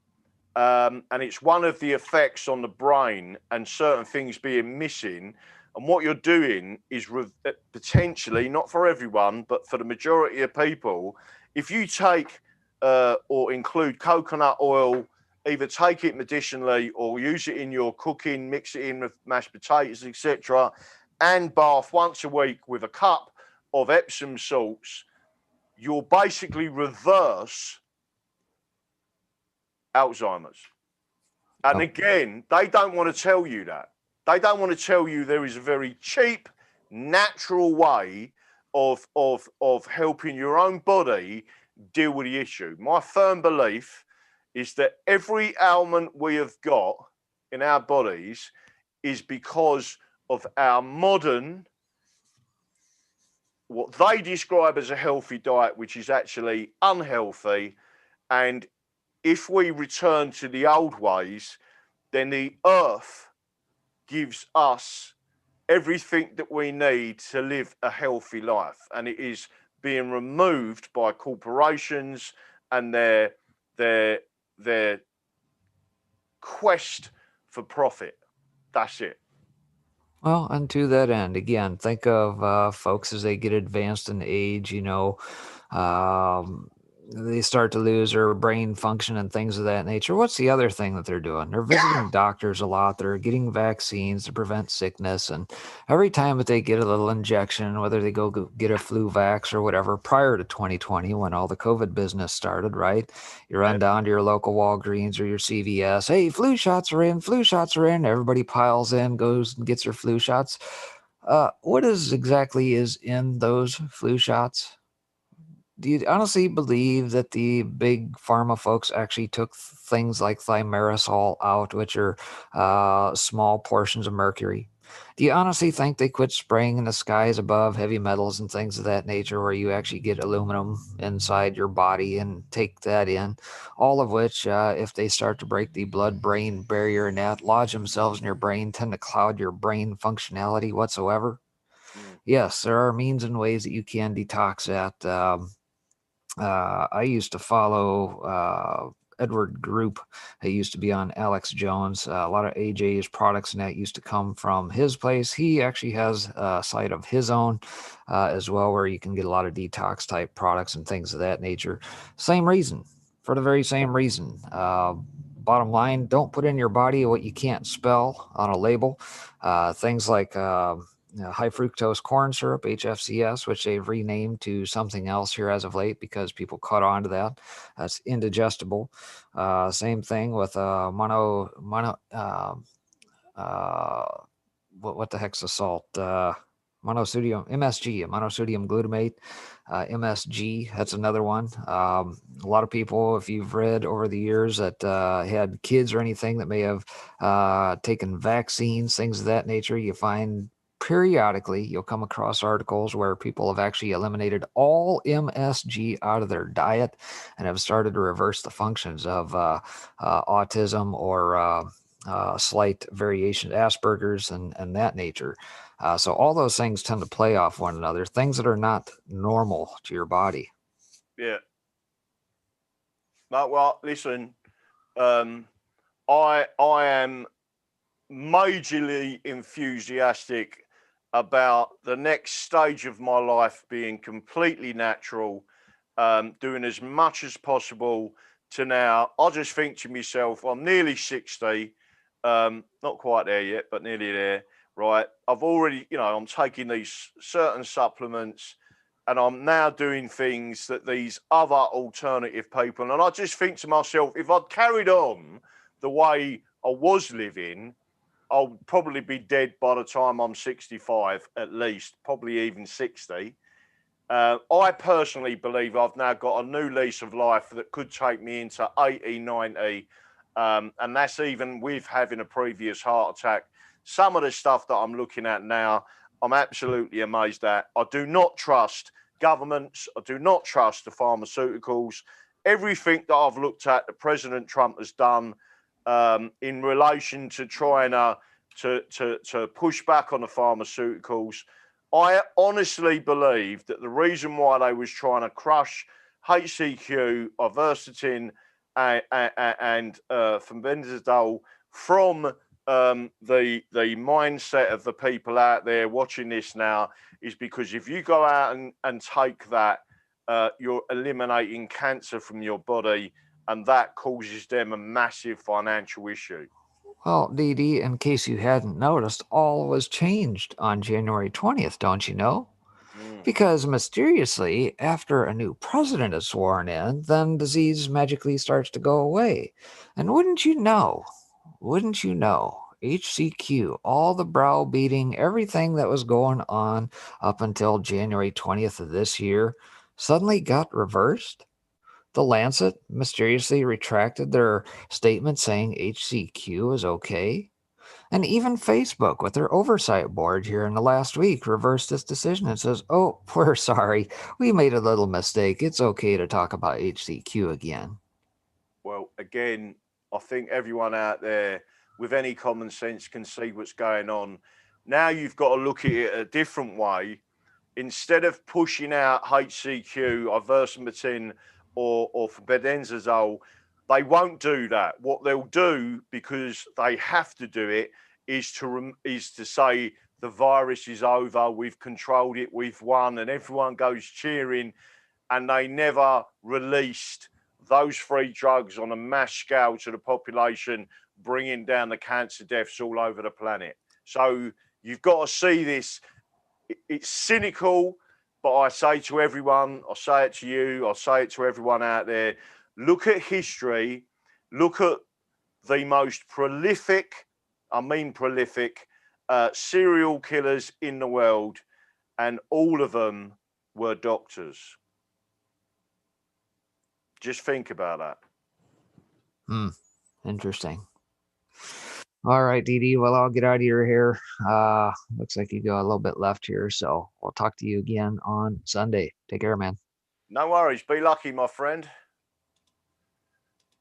So, everybody, are you enjoying the conversation? That's what I want to know. Just to let you know, I busted my speakers, so I've now got a big Bose speaker right in front of me there, which is about that long and about that high, right? I love it, to be honest with you. I've had it years and years. And by the way, before everyone starts saying, all the trolls out there go, oh, look at him and his Bose speakers. Listen, right? I actually bought that when I was working, and it was 500 quid. It's top quality. I bought it about, let me try and think when I bought that. 10 years ago? Got to tell you something. The sound quality from it is gorgeous. It's just a single speaker. I might even try and leave it there and work out something else. I've got to try and reset up in here again. I've got to go through the whole place and clear it out. But there are things going on in the background that, again, I'm going to show you some other things. So in America, one of the things that you may be interested in is this. So let me just have a look. Back when Bose was good. Yeah, I know. Bose is probably going down. Use a teaspoon in water as long as it's food grade. Let's have a look and see what anyone else has said on there. Again, I still can't get access to YouTube to do anything out there on the YouTube chat, etc. Hopefully, we'll just continue with this anyway. But there's a few things I want to show you before I go on to some Elliot. So for now, although I've cut into a couple of bits there, I'm going to show you, hopefully, this. Not sure if everyone's aware of this. I'm actually going to try and copy this for everyone and put it back out into, where's my D Live again? Oh, God, lime, it's got on the missing list already. Let's see if I can bring it in. There it is. So the D Live, I'm going to post this out there to you. If anyone can actually get hold of that and post it into YouTube for me, it'd be really helpful. This is what I'm going to show you, and it's basically the Workers of England Union, fantastically, and evidently there's a number of people talking about this. Is an open letter reference vaccination mandates by employers for employees. Told you this union is fantastic. You should all go out and join this union, right? It isn't a left-wing union. It isn't a right-wing union. They are independent of your employers, yeah, and they come in. I love this union. I love the way they work, right? Again, they have come up with an open letter. COV asserts vaccination is not mandatory, and that no one be pressured, discriminated against for declining it. This principle is enshrined in domestic law. What they actually mean by that, and they should, so when they say enshrined, they mean constitutional. That's the only wording I would change.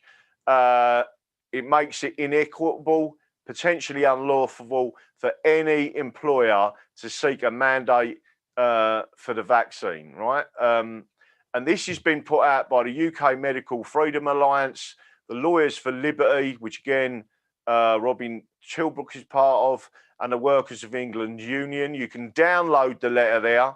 You can give it to your you know, if you think you've got a problem at work, and it's an open letter. Everyone should get this. The union's fantastic, people. You should join it. We have seen reports in the media that some employers are considering mandating vaccines for COVID-19 for existing employees and job seekers.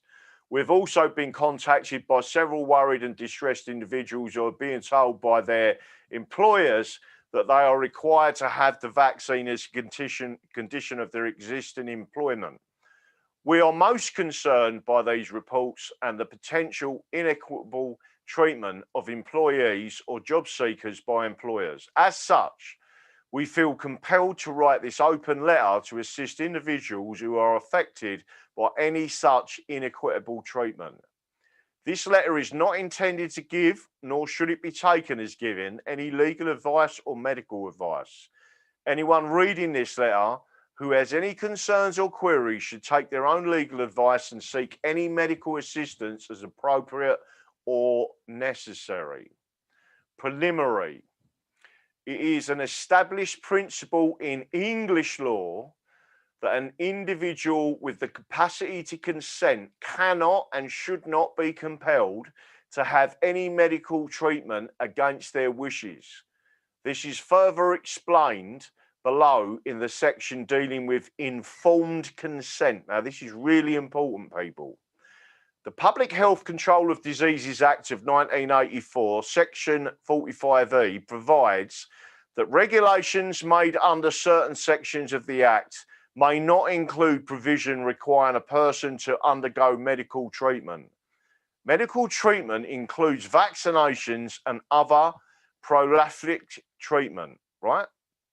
Furthermore, the Parliamentary Assembly of the Council of Europe passed resolution number 2361 of 2021 on the 27th of January 2021, in which it was stated that paragraph 731 ensure that citizens are informed that the vaccination is not mandatory and that no one is politically, socially, or otherwise pressured to get themselves vaccinated if they do not wish to do so themselves. Now, you in America, right?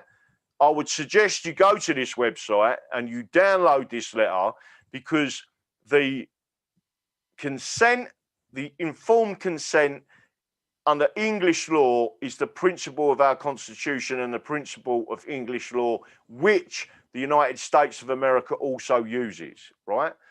So you do need to go and have a look at that. Again, page 2 goes into more detail about that. I'm not going to go through the whole thing because I'll be running out of time on here. But I am telling you, people, you do not, absolutely do not be bullied by your employer in any way whatsoever. And if you are, please contact and now I'm going to do is take that back off while I'm at it. Please contact the workers. Listen, people, sign up to the Workers of England. Get your friends and family to fight. Listen, that we are constitutionalists. We believe in your rights as an individual. We're not interested in ideologies, left or right. This union is there to protect you as an individual, right? You have advocates in the workplace that believe in you and your unalienable rights.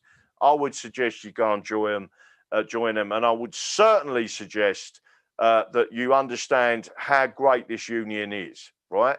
It is not, you know, the standard de facto left-wing union of the past. It is a union that believes in individual rights, your individual rights as a worker, and it is a fantastic thing you should be looking at. Now, the next thing I'm going to show you is, funny enough, I'm referring back to our dickhead friend. Here he is. I'm not even sure when this actually, it might have been quite recently. I should be more polite about him, I'll take it. But I'm hoping everyone can hear this. I'm going to put it back up again. And hopefully you're going to hear this, and I'll play it again, this little clip. Here goes. Products and trade. Oh, absolutely.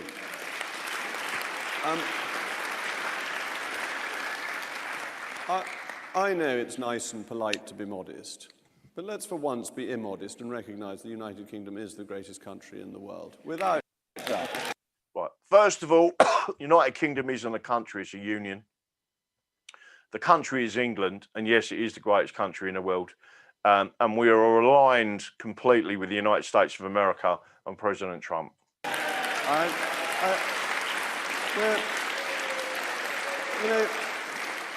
Look, I like and admire the United States hugely, but all the best things about it, they borrowed from us. I'm absolutely serious. Their constitution is modelled on our constitution. And so he's now saying our constitution. Now, he is one of the people who've stood up in Parliament and actually said that. But let's get to the point here. Their Bill of Rights is taken from our Bill of Rights. Their Bill of Rights is taken from our Bill of Rights. Our Declaration of Independence in 1688, not the Bill of Rights, the Declaration of Independence is the equivalent of the Declaration of Independence in the United States of America. That's how important it is to the English, right? And it is the British that are causing the problem. No, the article on bearing arms is... Yes, I do know that article very well, and I'm about to show it to everyone. A direct lift from our 1688-89 Bill of Rights.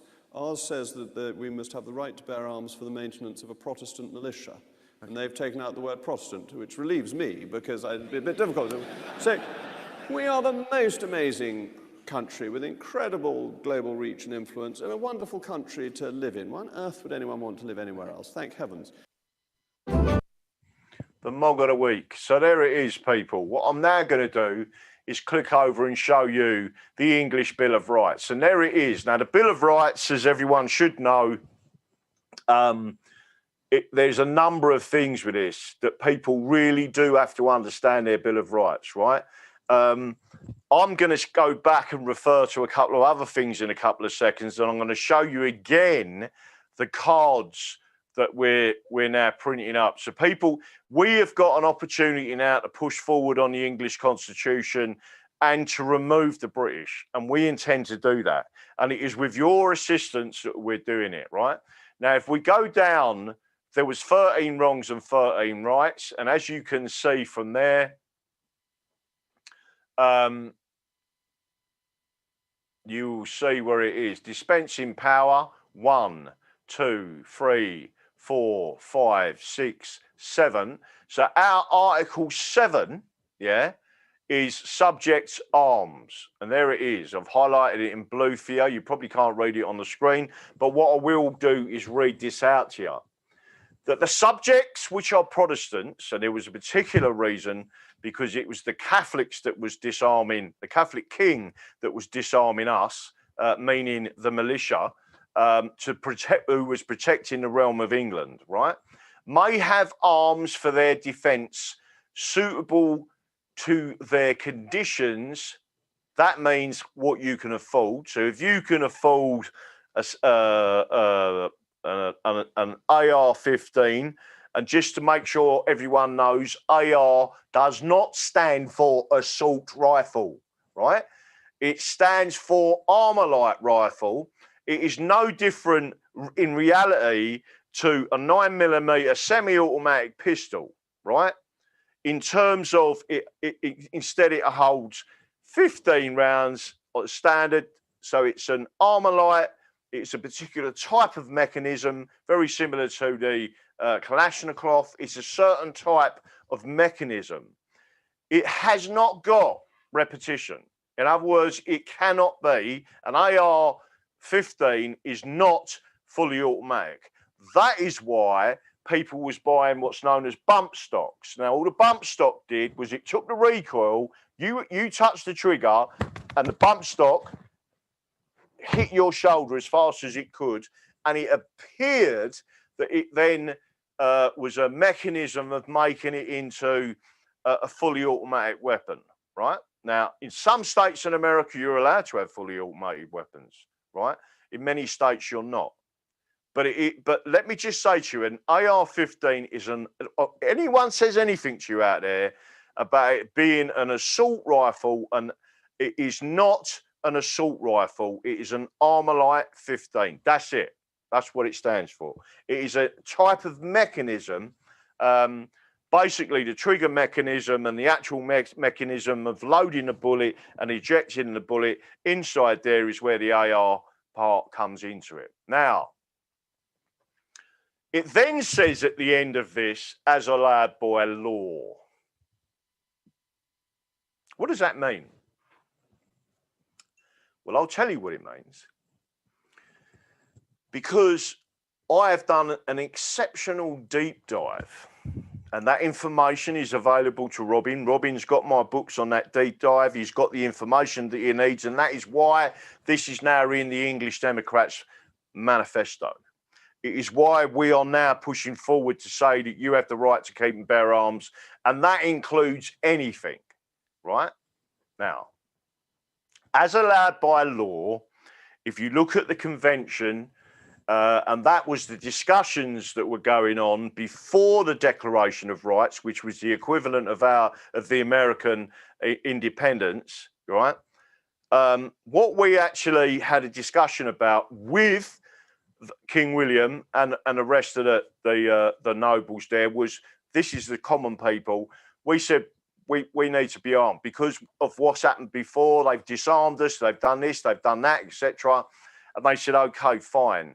Now the argument was not, they said, as abided by law, because what they meant by that, and the actual reasoning is in there, and by the way, the right to keep and bear arms pre-existed the Declaration of Rights and the Bill of Rights. So there were 13 of these rights that were already pre-existing. They've just asserted them in this, and then there was 6 new ones, right? Or 7 new ones. This is crucial for people's understanding. The as allowed by law in self-defense means the law of self-defense. In other words, if you use a firearm and you murder someone, it is a jury of your peers that make the decision that you have committed murder or you are not guilty of murder and it was self-defense. It is a jury of your peers that make that decision. That's why you see in America and in this country, there are certain elements to self-defense that you must understand. If someone pulls out a knife and you pull out your gun and you've got your finger alongside the other trigger and they start to approach you, you put your finger on the trigger and the person stops and then runs away. You are not entitled to shoot that person. If you shoot that person, it's murder. and you kill him, it's murder, right? If that person then continues towards you with that knife, you're entitled to pull that trigger. Bang. He hits the floor. Police turn up, or whoever turns up, and they say, what happened? You say the man's got a knife, he's coming at me. He could even have CS gas and says, you know, he wanted to harm me, to disable me, and then do whatever to me. You're still entitled to shoot then, right? If that person is attacking you and you are going to be, you have reasonable thought that he is going to hurt you in some way, you have 100% the right to shoot them, right? The point being that it all comes down to the law of self-defense, and in common law, English common law, that self-defense element still exists, right? And it should always exist because you have the right. God give you the unalienable right to defend yourself, right? That's where it comes from, and people need to understand it. It doesn't mean, which is what the modern interpretation of it is, that means we can make any laws up, and if we say you're not allowed them, then that's what that covers. That is incorrect. That is going against our Bill of Rights. And that is what we are presenting to the people now with our manifesto. And as police commissioners, supporting your right to keep and bear arms, the commissioners, which is the equivalent in America to a sheriff, our constitutional police crime commissioners tell the chief constable, you shall issue firearms for self-defense. You shall allow people to carry for self-defense, right? Now that in itself will create new establishments of firearms ranges, shooting ranges, just like they've got all over America. There's a whole industry there. But I am telling you now, crime rate plummets. So if you're in Hertfordshire with already 13,000 weapons there, right? Firearms of all shapes and sizes. Those people would be entitled to use them in self-defense. Currently, they're not, believe it or not, right? You wouldn't be entitled, you wouldn't have to put them in a gun safe that you can't get at to. You can carry it in a safe manner upon your body. You can carry a gun concealed, right? The point being, your gun license is your English common law passport. Is your English passport gives you the right, your unalienable right, that can never be taken away to defend yourself. And when you vote for the English Democrats and the police and crime commissioners of the English Democrats, that is what you're voting for. Just to let you know. So there it is, and there it is there now, right? Now, the next element to this is freedom of election. People are being stopped, and I'm talking about Brian Rose, etc., who's campaigning in London. All he had to do was rely on that. Freedom of election. The election of members of parliament, any parliament, ought to be free. There is lots of things that you can go back to. So I want you to remember how important the Bill of Rights is. Go there, download it, do what you got to do, but get up there and have a look at it. Now, the major point is from there, I'm just going to show you one other element, hopefully. I'm not even sure if that's on there yet. Don't forget, people, if some of the mods can go to our cards, the constitutional cards, this all comes in now because, again, you've just seen the letter from the union. Those cards are your constitutional rights. And that card states that your regulations do not supersede my Bill of Rights and my unalienable rights. And that is something that we need to keep pushing on. And the closest thing that we've got to that is obviously our American brothers and sisters that adopted it largely as it was. So again, we're not the ones in the wrong. The British are the ones who are in the wrong. The British are the ones who are causing all these problems around the world. And England needs to take back control of its own country and its own destiny yet again. And we will succeed. And on parallel, we will be the greatest nation in the world alongside the United States of America. There is only one state in America that isn't a common law jurisdiction, and I believe that is Louisiana. And if that is correct, you've only got to look there and see how different the laws are. So what I'm going to do now is say to everyone, don't forget, the Constitution is the solution. This is the full English. This is Daddy Dragon signing off for tonight, and I will see you again tomorrow night, and I'm going to hand over to Sunny Days Ahead. Thank you, Daddy. You do such a good job with that. Thank you. I'm going to be off now. Have a really lovely show. And again, right. God bless America, God bless you, and God bless England. God bless you. Thank you. Bye. He's so fun. I love that. It just cheers me and warms my heart. Awesome. How is everyone today? Hello. Hello. Glad you're here. Welcome. If you're new, welcome. And if you're not new, thanks for sticking around. We appreciate you. Let's see. Let's get into it. I've got news and some strange, odd news. I usually don't cover too much of the breaking news or things that are popular, that kind of thing. I try to cover some of the stuff that maybe we're not hearing about. So let's get into it. All right, I'm gonna grab my screen and let's see. Trying to make sure I have the right screen. There we go. Awesome. And gonna just do a call out to you guys. Hello, little Raven. Hello, Super Tad's in the house. Chris Doan and Boy from Black Stuff. Hello, Sparta Beer Reviews. Gooner Mom, Mick Scott, Awaken to the Truth. Night Night, Suzanne Gamble, welcome. Dawn Richardson, Monk Fish. Glad you're all here. England till I die. Tear the English are rising. Unless Tear the English are rising. Not sure about that. Hi, Diane. Let's see, over at D-Live, we've got King of Kings, Nosy Poke, Steward, and J. Faulkner Court.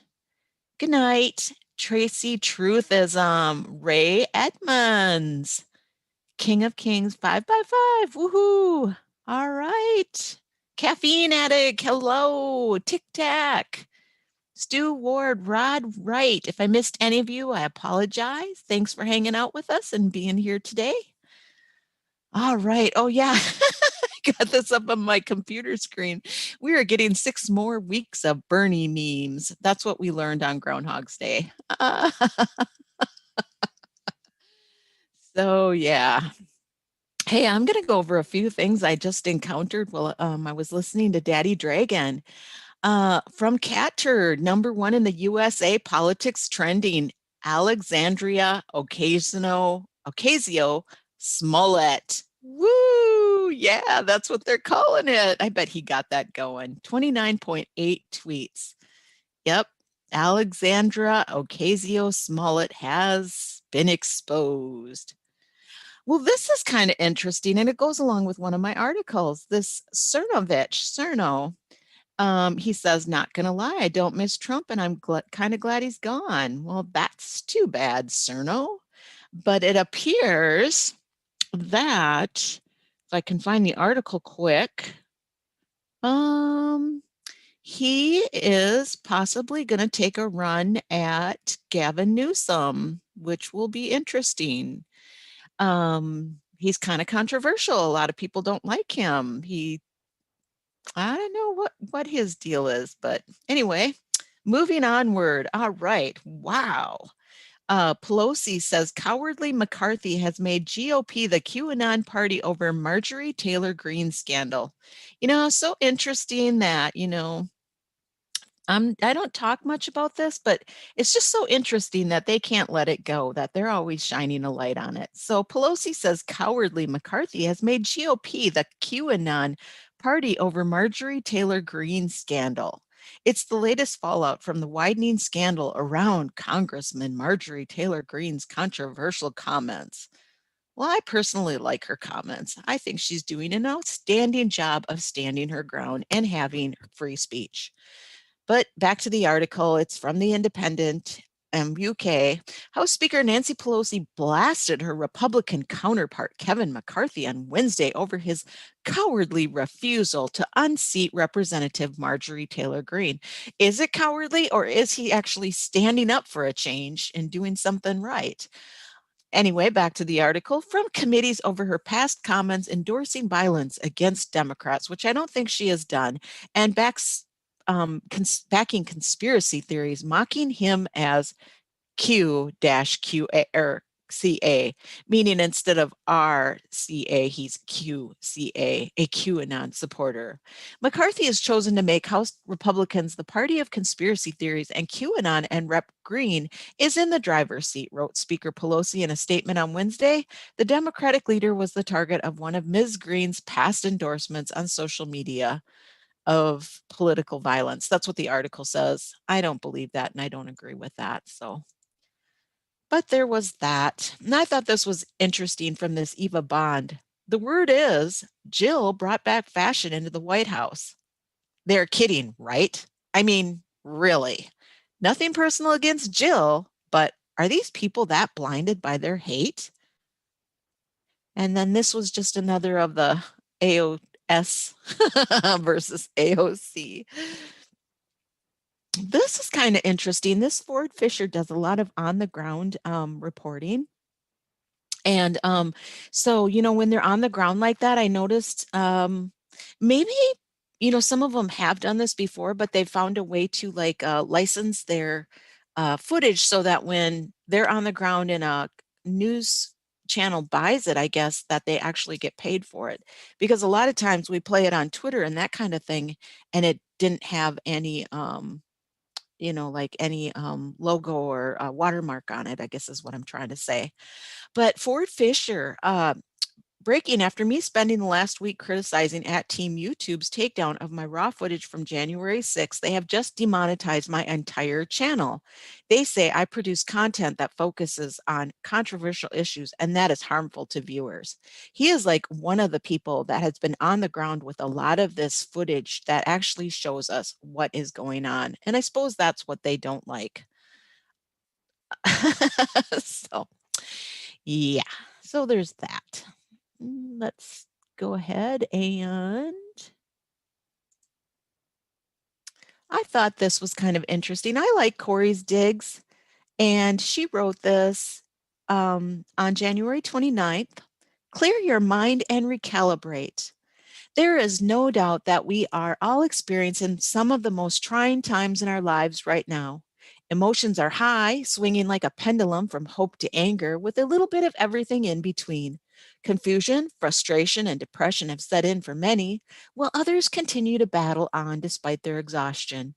Many, like myself, have been researching and exposing corruption at the highest levels, darn near 24/7 for years.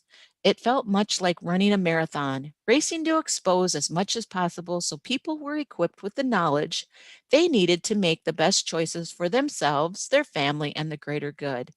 It was like being on an adrenaline sugar high with a drastic crash.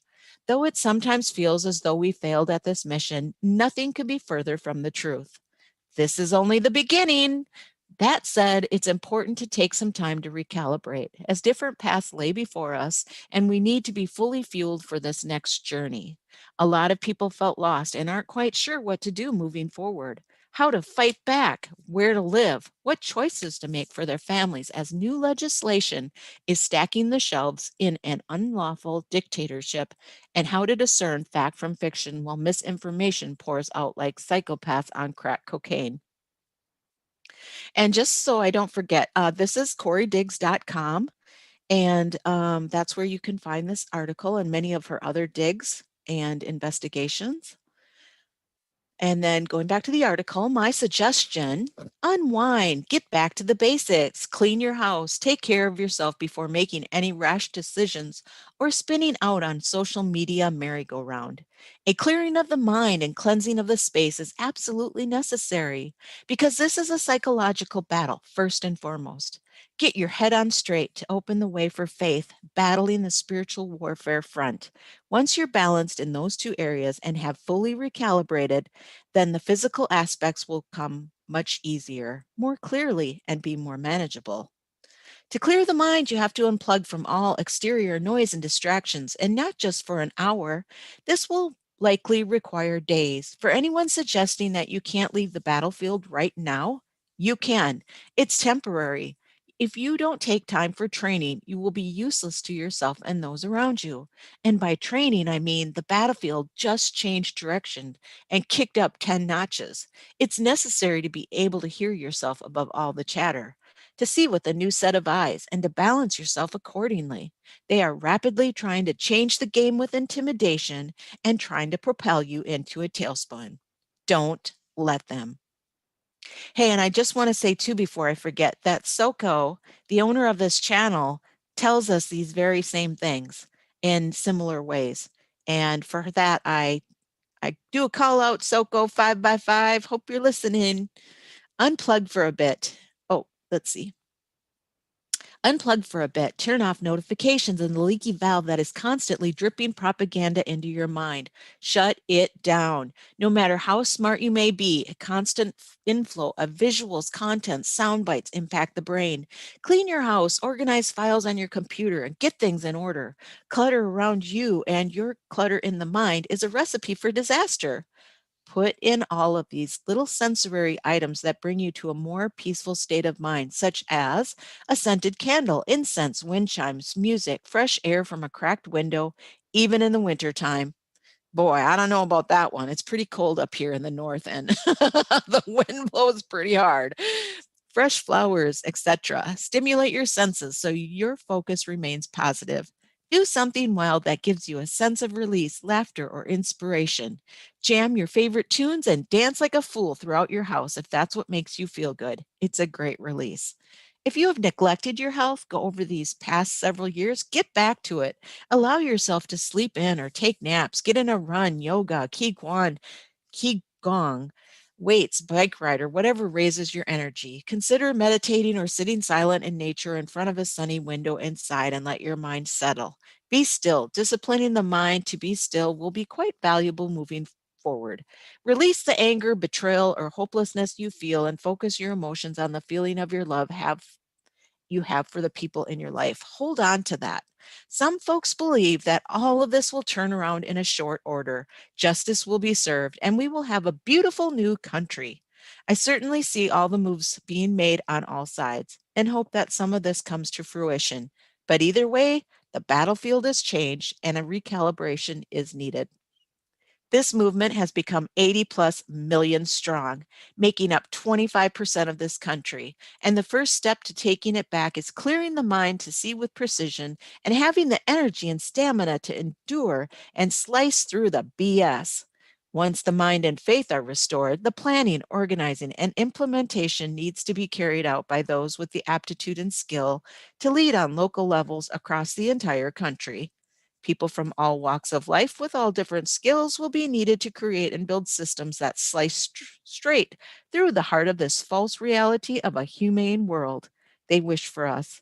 Navigating around it and inside it and through it will be critical, and that is for a separate article. First, clear your mind, restore your energy, and recalibrate. And that was from Corey Diggs, and that is her opinion. Thought it was a good article just to remind us and lighten up a little bit. Okay, let's see. I picked some strange news articles today on my theme of keeping it light. So this is from Breitbart. Texas Zoo will name cockroach after your ex. Feed it to animals on Valentine's Day. If that's what trips your trigger, I guess. Catherine Rodriguez. And this was January 31st. The San Antonio Zoo has concocted the perfect remedy for the brokenhearted this Valentine's Day season. For the price of $5, the zoo will allow customers to name a cockroach after an ex-lover and feed it to a reptile, mammal, or bird. If customers feel like their ex was a snake, the zoo will allow customers to name a frozen rat to be fed to a reptile for $20 or more. The zoo also offers a vegetarian option for $5 for those not into feeding critters that consist of romaine lettuce and other leafy greens to feed or to be fed to vegetarian animals.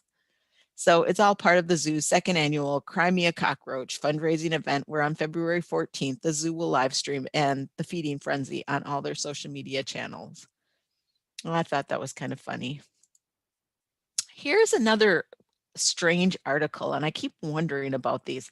Now, last week, I think I read an article about, how they're pushing flying cars, and GM is saying there's flying cars in our future. And now this article came across, and I believe it was also from OAN, Flying Cars Airport of the Future to Land in England. So an airport for flying cars will thrust the English city of Coventry into the future later this year with a project aimed at demonstrating how air taxis will work in urban centers. Urban Airport, a British-based startup, has partnered with car giant Hyundai Motor to develop the infrastructure required for when flying cars take to the skies to ferry around people and goods. From November, visitors to Coventry will be able to see what a flying car airport looks like and see a passenger carrying drone and an operational electric vertical takeoff and landing EVTOL vehicle on the landing pad. So that's just bizarre and interesting at the same time. Okay, one more weird article, and then I'll probably play a video or something. Oklahoma State Rep offers bounty for anyone who traps Bigfoot by Cassandra Fairbanks, and this was out of the Gateway Pundit. An Oklahoma State Rep is facing backlash after attempting to boost tourism with a fun and playful bounty on Bigfoot. He's filed a bill to set up a Bigfoot hunting season and even issue license for hunters who want to try their hand at capturing the legend. He hopes to create a $25,000 reward for anyone who manages to catch one. But believers in the mythical creature were so outraged by the proposal, however, that Rep. Humphrey had to clarify they do not want hunters to kill Bigfoot if they stumble across one. There you go, folks. All right, let's see. I've got a release from James O'Keefe today, so we'll play that. And a little bit more serious news. Let's see what Project Veritas is up to. The New York Times is once again printing lies, intentionally omitting facts, manipulating other facts to fit their own bias and political agenda, and to harm Project Veritas. This week, the Times published a very long story headlined 77 Days Trump's Campaign to Subvert the Election. This story has 7 reporters took a very cheap shot at Project Veritas. We're going to take you through it line by line.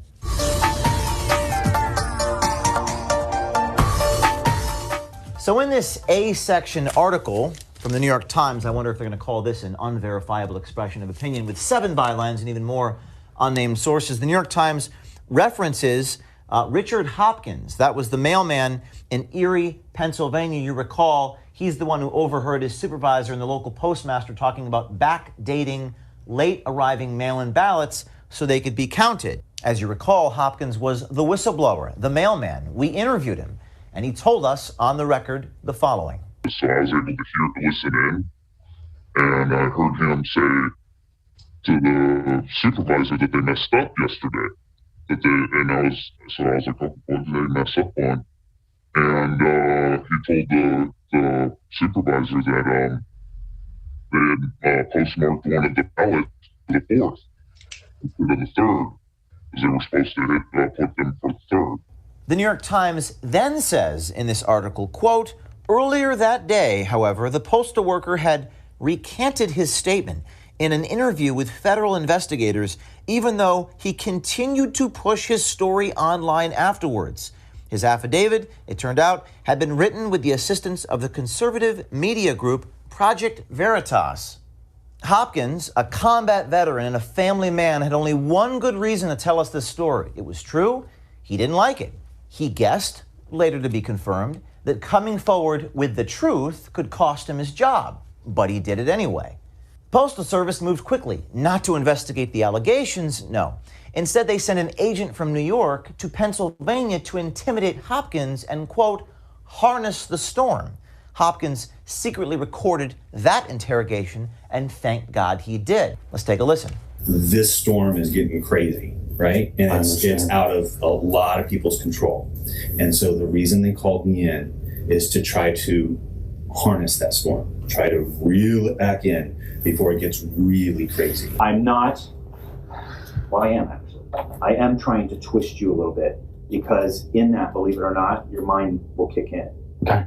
I'm not scaring you, but I am scaring you. Now, at the end of this 3+ hour interrogation, Hopkins signed a document allegedly recanting his statement about what he had overheard. However, no one other than the postal inspectors, it seems, have actually seen that document. Hopkins himself asked for a copy, and here's a recording of him asking these federal agents. Are you capable of sending that to me so I can the changes or whatever? I can't answer that. That would be his boss, but we certainly can see. Now, Hopkins has yet to receive a copy of his statement, but somehow, just after the interrogation, the Democrat leadership of the House Oversight and Reform Committee was leaked. They were leaked the story and claimed in a tweet that, quote, Hopkins recanted his allegations. Again, no evidence, no source, no signed documents. We have a recording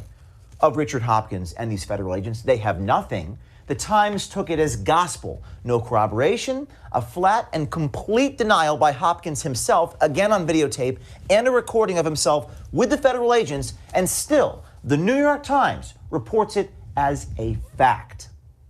Hopkins was so incensed about the lie that he had recanted this story that he recorded himself again, saying that just wasn't true. I am right at this very moment looking at an article written by Washington Post.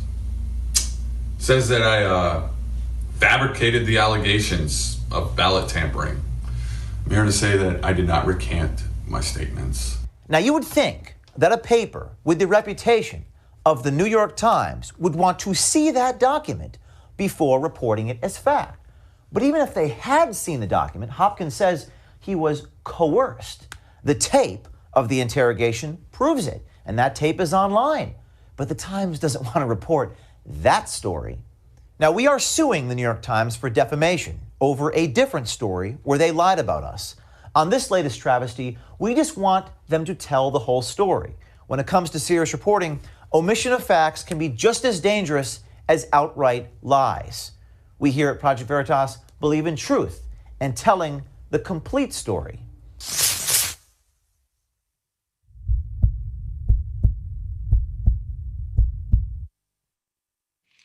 All right. Sorry about that. I had a cough drop in. It's very dry here. All right. Let's see what else I have for videos. I have this little Spitfire that I usually play weekly. This administration has been so detrimental to the pro-life community, Biden signed an executive order to rescind the Mexico City policy, which will now allow foreign organizations to receive U.S. financial aid to perform abortions.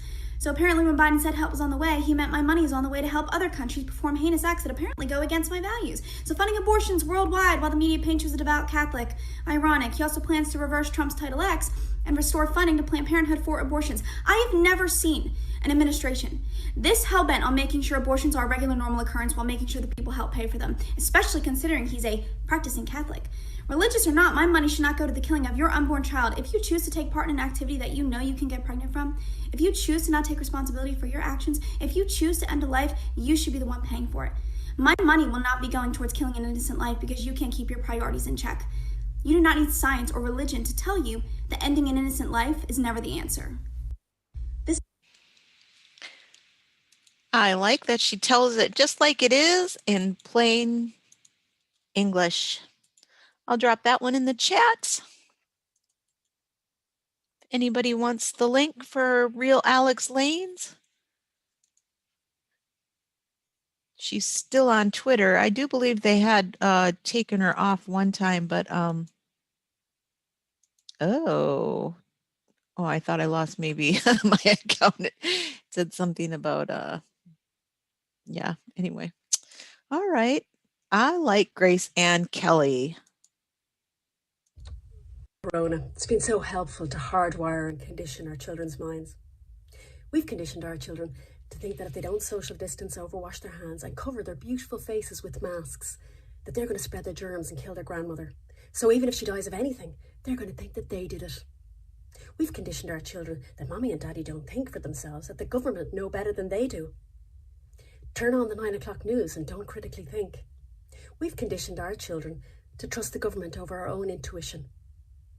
We've conditioned our children to hold out hope for a vaccine rather than teaching them about nutrition and healthy living.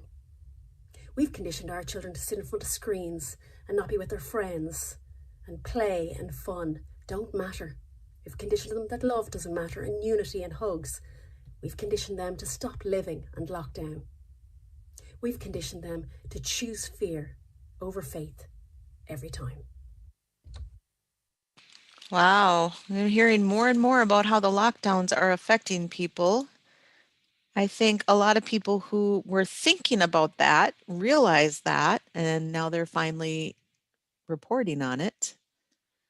Here's another video. Hey guys, work against coronavirus's transport. Let's find out. First, we're going to do the hospital masks, 3-ply. Here's one. Here's two.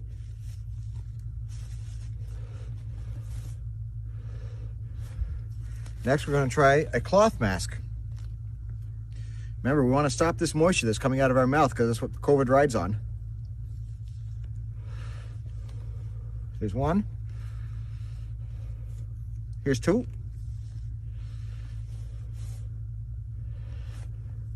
Next, we're going to try an N95 with a cloth mask.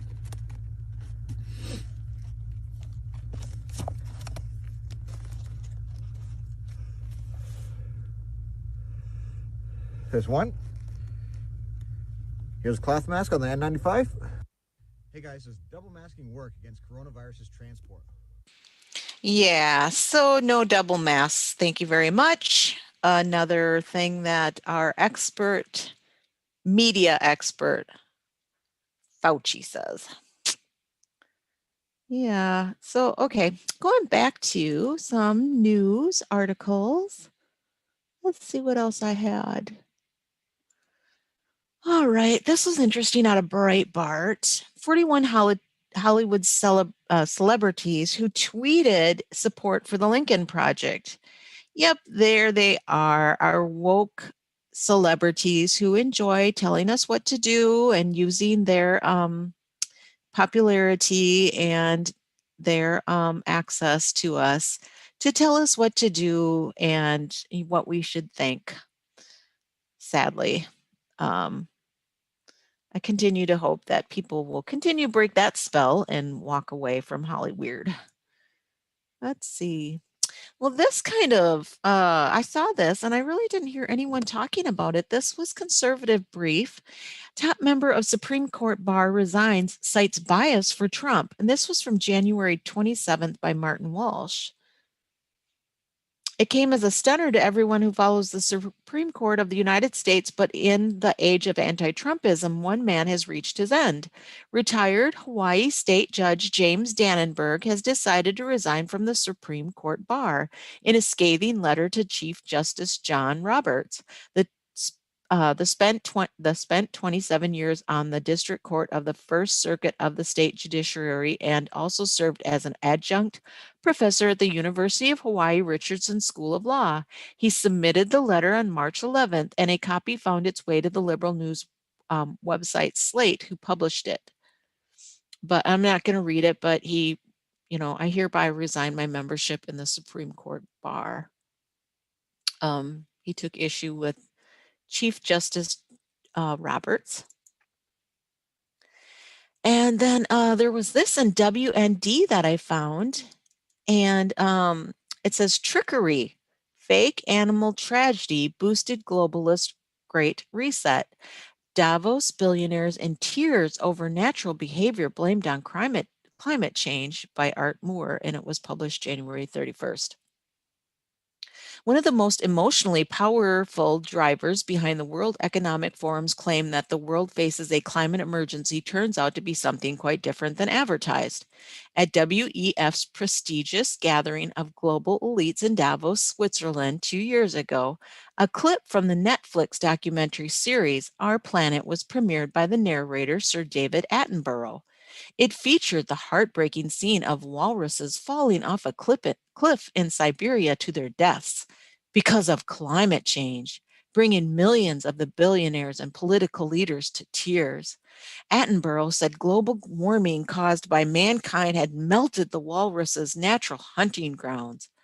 However, polar bear expert Susan Crawford investigated and discovered there was a natural reason for the walrus's behavior. It had nothing to do with a loss of summer sea ice, which has fluctuated over many years. Crawford learned that the Russian scientific advisor to the film, Anatoly Koknev, had written a report in 2002 on walrus deaths at 2 regularly used beach haulouts on Wrangel Island from 1989 to 1996.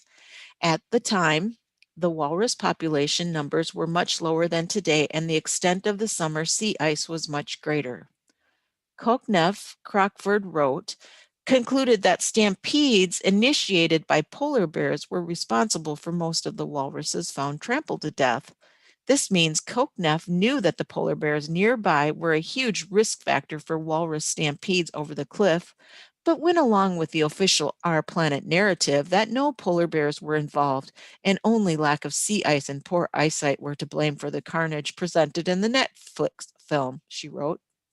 In fact, as Crockford demonstrates in a video, a Russian videographer released independent footage of the event in the Netflix documentary.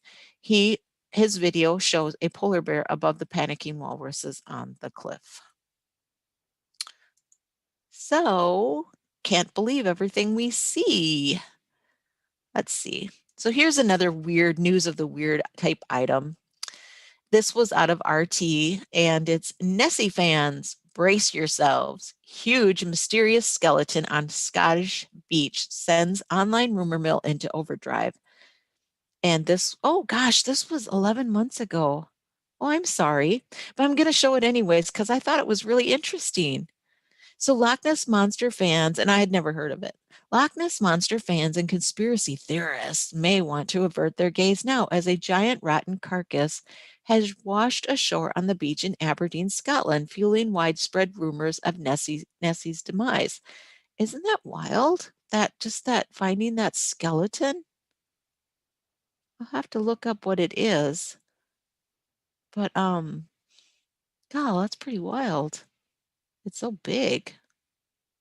Oh, last year, scientists in New Zealand suggested the monster could be a large eel. I didn't think eel had vertebrae, though. Oh, can I share the links for the mask? I'm sorry, I'm looking at live chat now. Yes, I can. Let's see, what was that? I believe it was in here. Yes, I can. It was this one. I'll go ahead and drop that in chat. And there. Don Richardson says, plesiosaur. Yeah, I'm not sure. That was weird. I always find that stuff kind of interesting. Okay. This was from January 30th by Daisy Maldonado.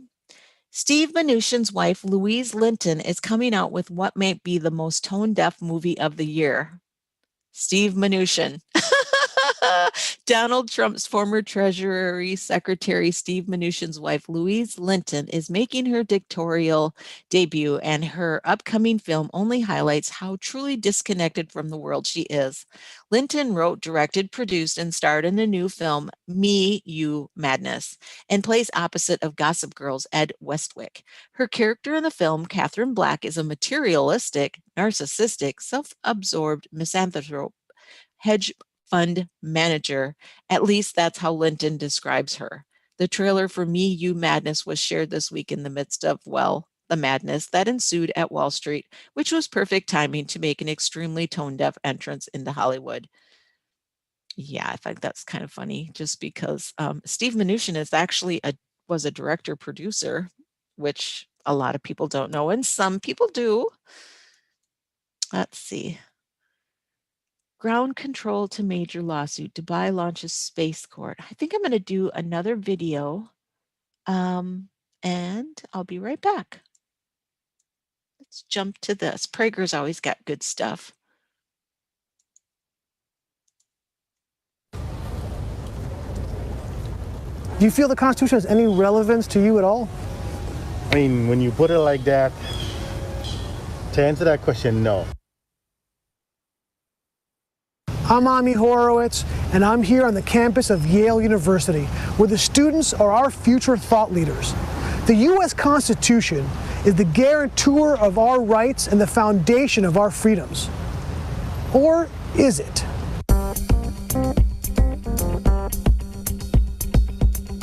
I have a petition to repeal the Constitution of the United States. So what I'm calling for is to repeal the Constitution, of the United States. Just get rid of it in its entirety. The whole thing? The whole thing. It's an interesting proposition for sure. Very in support of your energy and your mission. I mean, that sounds cool. Yeah. I like it. That's neat. That's awesome. I laud your efforts, and I wish you good luck. It was created in a racist and white supremacist context. You agree that it's kind of a racist document at this point? It is. I just feel like it's a white supremacist document. Oh, for sure, yeah, sure. Do you feel it disenfranchises black people? Yeah. The Constitution? Yeah. I think this whole country is good though. No, I'm with you. It's a white supremacist document.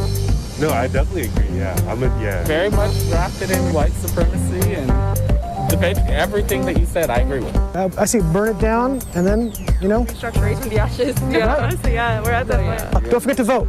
No, Do you feel the Constitution has any relevance to you at all? I mean, when you put it like that, to answer that question, no. Do you think the Constitution has any relevance to you in your life? Anything in it? I mean, I think it's, I don't know. There's no freedom, so to speak. In the Constitution. Are you Avi Horowitz? Yes. Yeah, I'm a huge fan. This guy did not sign my petition. Here, I'll sign it. Thank you. Sure, why not? Thank you. 65% of everyone I spoke with signed my petition to get rid of the Constitution of the United States of America. I'll sign. Thank you very much. I appreciate it. Sure. Thank you. Okay. Great, thank you. Thank you. Sure, man. I mean, I agree with you. I mean, I wish you the best of luck. Thanks a lot. I appreciate it. This woman was sitting around all day trying to get people to sign up to vote. She didn't get a single person. Considering what we just witnessed, I was thankful. Oh my gosh, live chat. Oh my gosh, that is just freaking crazy. Well, with that, I'm going to read something quick. I'm going to drop my share. So you're just going to see my avatar, but I'm going to read this little thing I printed off.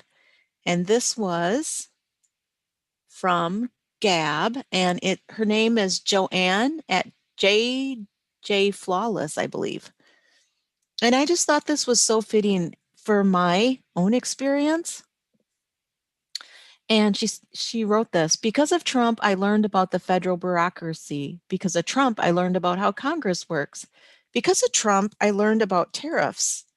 Because of Trump, I learned about the state and federal judiciary. Because of Trump, I learned about impeachment. Because of Trump, I learned about the FBI, the CIA, the NSA, and the DOD. Because of Trump, I learned about elections and election fraud. Because of Trump, I learned about the central bank, the Federal Reserve, and fiat currency. Because of Trump, I learned about illegal immigration, drug trafficking, human trafficking, child sex trafficking, and the rampant pedophilia in Hollywood. Because of Trump, I learned how DC screws us over in both political parties. Because of Trump, I learned how corrupt media is. And now because of Trump, I've learned about Wall Street. I know more about the system than I ever thought I would or ever thought I'd care to know, and I now have the knowledge base moving forward as a citizen of the United States for America, and I'll never forget any of it. And then I like what Dan Scivino wrote on a tweet back in December 5th. We will not bend, we will not break, we will not yield, we will never give in, we will never give up, we will never back down, and we will never, ever surrender. So I liked both of those. I hope you enjoyed them too. I'm going to play one more PragerU video.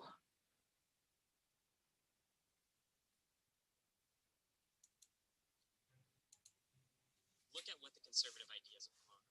Oftentimes they're ideas that are racist, they're homophobic, they're transphobic. Conservatives transphobic. They hate people who are trans. I mean, that's the definition of transphobic. They don't hate people who are trans. Well, they think people that are trans don't exist. I think they think a biological man is a biological man. It depends on what.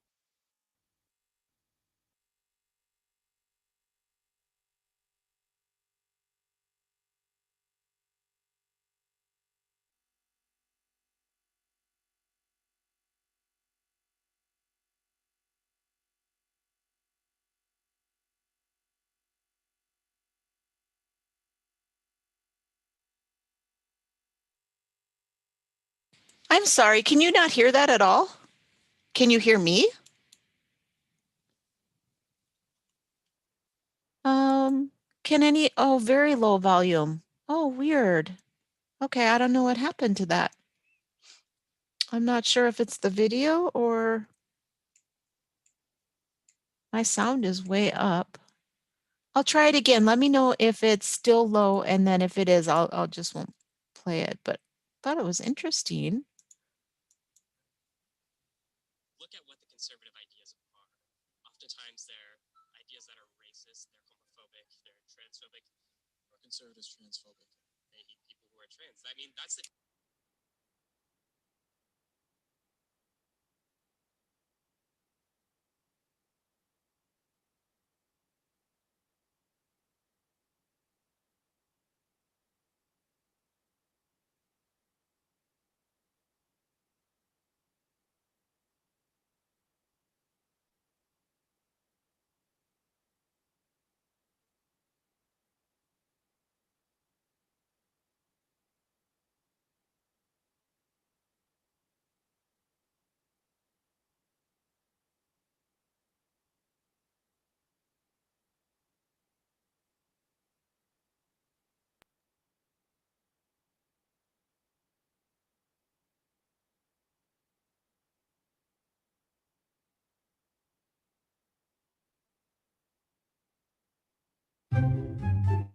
Look at what the conservative ideas are.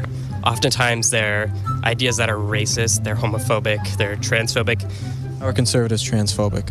They hate people who are trans. I mean, that's the definition of transphobic. They don't hate people who are trans. Well, they think people that are trans don't exist. Well, I think they think a biological man is a biological man. It depends on what your definition of a man is. Gender and biological sex are two different things. They're the same thing. They're not the same thing. The scientific community disagrees with you. The scientific community does not disagree with me. How can you scientifically prove that gender and sex are the same thing? Scientifically prove gender is anything because gender is a social construct. But sex is not. Sure. That doesn't have anything to do with transgender. So someone thinking that they're a separate gender, they can just think whatever gender they want? Gender is something that we've invented. Like, gender has nothing to do with sex, like, at all. So men who become a woman, right? They say, now I'm a woman, they transition. Do you think they should be allowed in a woman's locker room? A trans female who is a female should be allowed to go in the female locker room, yes. So they have a penis and a female? They're female, yeah. You can have a penis and be a female? Yes. Transgender female are female. Your chromosomes have nothing to do with gender. They're two different categories. Clarity over agreement on that one then. Well, cool, thank you. Thank you. I appreciate you having the chat. What's your name? So, Will. Will Witt. All right. Yeah.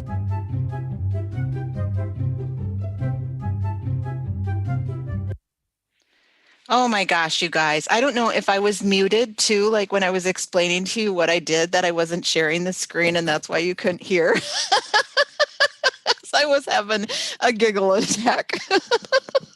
But yes. Oh my gosh, they're crazy. What a crazy people. Okay, so moving on.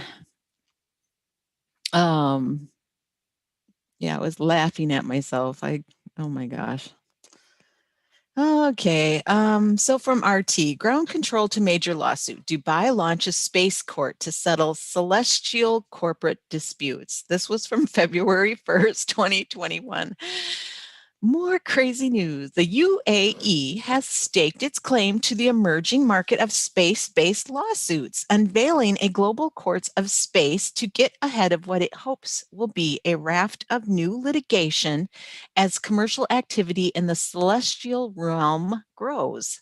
While lawyers themselves won't actually be floating around in zero gravity, the new court, launched under the auspices of the Dubai International Financial Center, will settle commercial disputes and violations of bi- and multilateral space-related treaties. The DIFC, an independent arbitration center, is modeled after British common law and already serves as a venue for international corporations to settle their differences. The perceived need for private sector space court has grown arm in arm with the commercialization of the extraplanetary space. While governments and their space agencies are already subject to treaties, resolutions, and international conventions on what they can and cannot do outside the Earth's atmosphere, commercial entities like Amazon and SpaceX are staking their claims to their own piece of the heavenly pie. Oh, the scary stuff. Scary because of the people who are, doing this stuff. The Courts of Space is a global initiative that will operate in parallel, helping to build a new judicial support network to serve the stringent commercial demands of international space exploration in the 21st century. Chief Justice for the DIFC, Zaki Azmi, stated Monday, the United Arab Emirates became the first Middle Eastern country to issue a space law last year, laying the foundation for future commercial space activities. Dubai has been working steadily to make its mark in outer space, sending its first astronaut into space in 2019 and following that up with a probe named Hope last year. If its journey is successful, the probe will be the first Arab probe to explore Mars, though it will remain in orbit monitoring the red planet's atmosphere rather than attempt to land. Hope is set to arrive in Martian orbit this month and will spend a year observing climate change, atmospheric conditions, and other airborne phenomena for one Martian year, about 2 years on Earth. Oh, I was going to write this down. The title of it is The Day the Music Died. And so February 3rd, 1959, on this day in 1959, 3 young stars died in a plane crash in Iowa. Do you all know who those were? I'm going to play it. I'm kind of looking to see because I think my live chat's a little slow. Anyone guessing who? Young stars died in a plane crash in Iowa. One America's Christina Howitson has more on the tragedy that came to be known as the day. So it was Buddy Holly, Richie Valens, and the Big Bopper. They died 1959, February 3rd.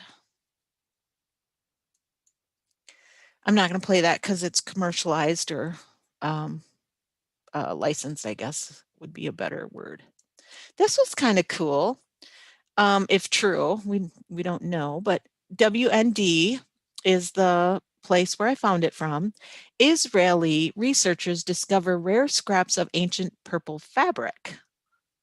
Israeli researchers announced the groundbreaking discovery of 3 scraps of biblical purple fabric dating back to the time of King David and King Solomon. Researchers from Tel Aviv University, Bar Ilan University, and the Israel Antiquities Authority stumbled upon the rare finding while working in the Timna Valley, an ancient copper production center in southern Israel. They found 3,000-year-old remnants of woven fabric, a tassel, and fibers of wool dyed with royal purple. The color immediately attracted our attention, but we found it hard to believe that we had found true purple from such an ancient period, said Professor Erez Ben Yosef from Tel Aviv's University Archaeology Department. I thought that was kind of interesting. Let's see, just a couple more articles, and then I'm going to play some animal videos to finish up before 4:12 and Pixels get here. This was out of Newsmax. Ugh, Newsmax. I think it's the same one that did the TV thing. They do the TV news show that they did that to Mike Lindell where they tried to cut him off and stuff. But it was a Melania article that was interesting from February 3rd. Melania creates post-White House office at Mar-a-Lago. And actually, this was from January 27th, I'm sorry, by Brian Trustel. Former First Lady Melania Trump has created a post-White House office at her Mar-a-Lago resort in Palm Beach, Florida, retaining 3 people from her Washington staff to maintain her Be Best children-based initiative, CNN reported. Haley D'Atuano, who served for 4 years as the former First Lady's Director of Operations and Trip Supervisor, will serve as Trump's Chief of Staff.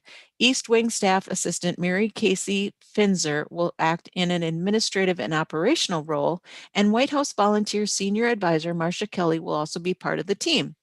The report comes 2 days after former President Donald Trump announced he had established the office of the former president at Mar-a-Lago, where the Trumps moved after leaving the White House. Staff members are at times working remotely, and Melania Trump is looking for a separate office space in the Palm Beach area, CNN cited. So I wonder if this is even true. CNN citing the anonymous sources. There's a big tell. Be Best is a campaign focused on childhood well-being, social media use, and opioid abuse. Concerned children often turn to bullying, drug addiction, or even suicide. Melania Trump expressed, as adults, we can and should be best at educating our children about the importance of a healthy and balanced life. And then I had this article too about the Daily Mail releases blockbuster on Melania Trump. The Daily Mail apparently misses reporting on Trump so much that they've released this insider blockbuster on Melania and how she made her husband feel great after his rallies. They're so funny. Who wrote this? It doesn't say who wrote it, but it is from the right scoop. So I'm not going to read this part, but I know you're shocked to hear that Melania would actually say wonderful things to her husband after he was done with a rally, and that he would call her asking how he did. What kind of crazy husband and wife marriage thing is this? The Daily Mail also reports that Wolkoff said the past rumors about a divorce between the two are misguided. This is that Stephanie Wolkoff that supposedly she was an advisor and close confidant. That's true, but she did all that. I believe she's the one who did the book on them, or tried to say this is what she heard Melania saying and stuff. So there you go. Melania and President Trump have finally been exposed as a normal, loving, happily married couple. I just don't know if they'll ever recover from this. Kind of funny that they have to try to well, it's not funny, it's old and sad that that's what they have to do to concentrate on and to get clicks. This was kind of weird. From pink to blue, Sheriff Joe Arpaio intends to sell underwear to help law enforcement. And this was out of Big League Politics by Shane Trejo. This was February 2nd. Last week, former Maricopa County, Arizona Sheriff Joe Arpaio appeared on the first edition of Big League Politics Live with journalist Shane Trejo to discuss his plans to promote American freedom through a dark time in this nation's history. He discussed many topics while appearing on BLP Live, including his history with the Constitutional Sheriff's Movement, his investigation into former President Barack Hussein Obama's suspicious birth certificate, and his persecution by the same legal firm that pushed false evidence in the Russiagate scandal, Perkins Coie. I got the first pardon from President Trump. They went after me in court and tried to take away my pardon. Come on, you can't do that. Come on. Arpaio's most recent book, Sheriff Joe Arpaio, An American Legend, tells his full life story, and he went into a deep detail in his book to explain his iconic life as a federal drug cop turned beloved law and order sheriff. In my whole career here as a sheriff, nobody knew about my background. I have a great background, an exciting background with federal drug enforcement, 26 years, kidnapped, shot at, could go on and on. He said he explained in how his newest book details his history. So there was that. Now I'm going to go and grab a few just videos to lighten up a little bit before I leave today. And I'm sure the guys will be on board soon. I like to do the animal videos just to keep it light. Let me see. I wonder why I saved this one. I know I always save this one. This was kind of interesting. Oh, I can't play that one. I'll get a strike from YouTube for the licensed music. Oh, and this was a President Trump one.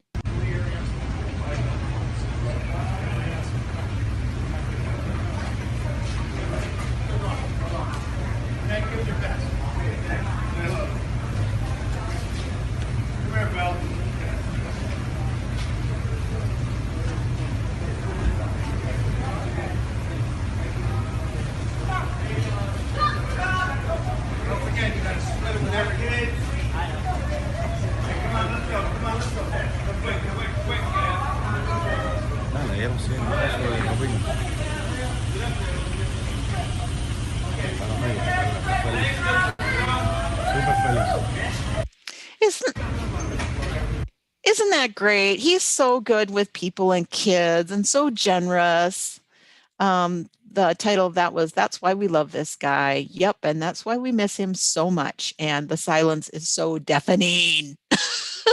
We want to hear from you, POTUS.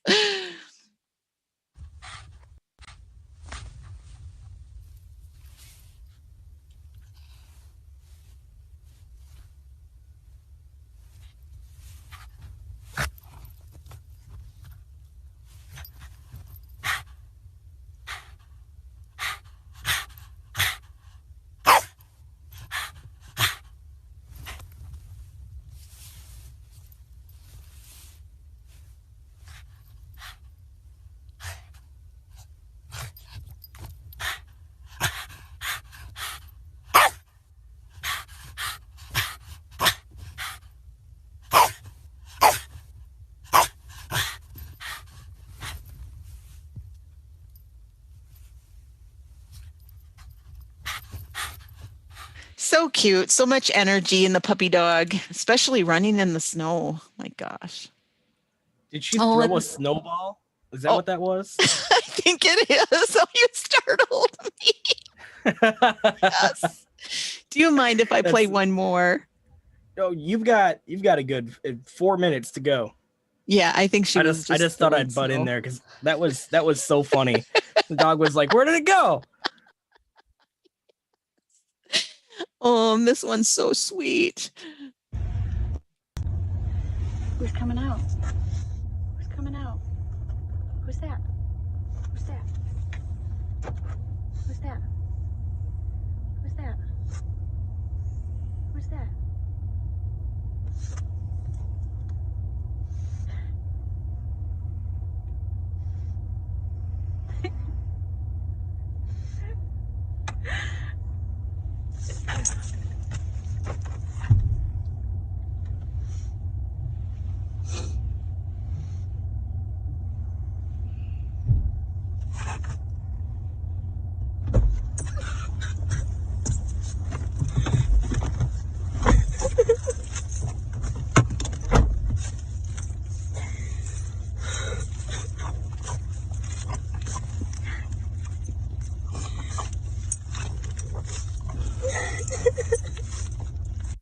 Oh, that's so sweet. A lost dog. He probably thought his dog was gone forever.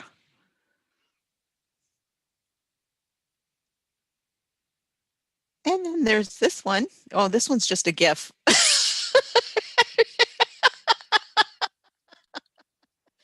I needed a laugh. I'll drop the share. How are you, Pixels? Doing good. Give me a few minutes. I'm doing some. Okay. I'm figuring out so like I can see what I'm doing here. Awesome. I love that. How to set this up right. So yeah, just give me a few minutes and Are you messing Ed'll around? be here. Messing around in OBS? Yes. Is that what that so is? you can. So there's this feature in OBS. It's really cool. It's called the virtual camera, and Okay. basically, like you can make it so anything that comes out of OBS will cloak itself like a webcam, and you can use it in any application as if it's a webcam. Wow. I've messed Yeah, around I with have OBS a little bit, but I don't know enough about it to like do it on the air. Right. So I have like the little 5x5 badge there.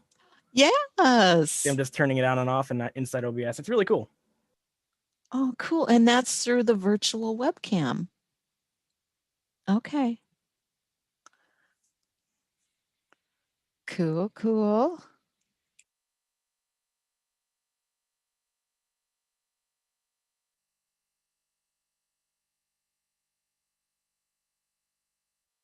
Sorry, I had myself on mute again. Let's see. I was gonna do Facebook. I'll do one more. Well, 412's coming and Season Pixels is messing around a little bit. I'm gonna grab this one quick.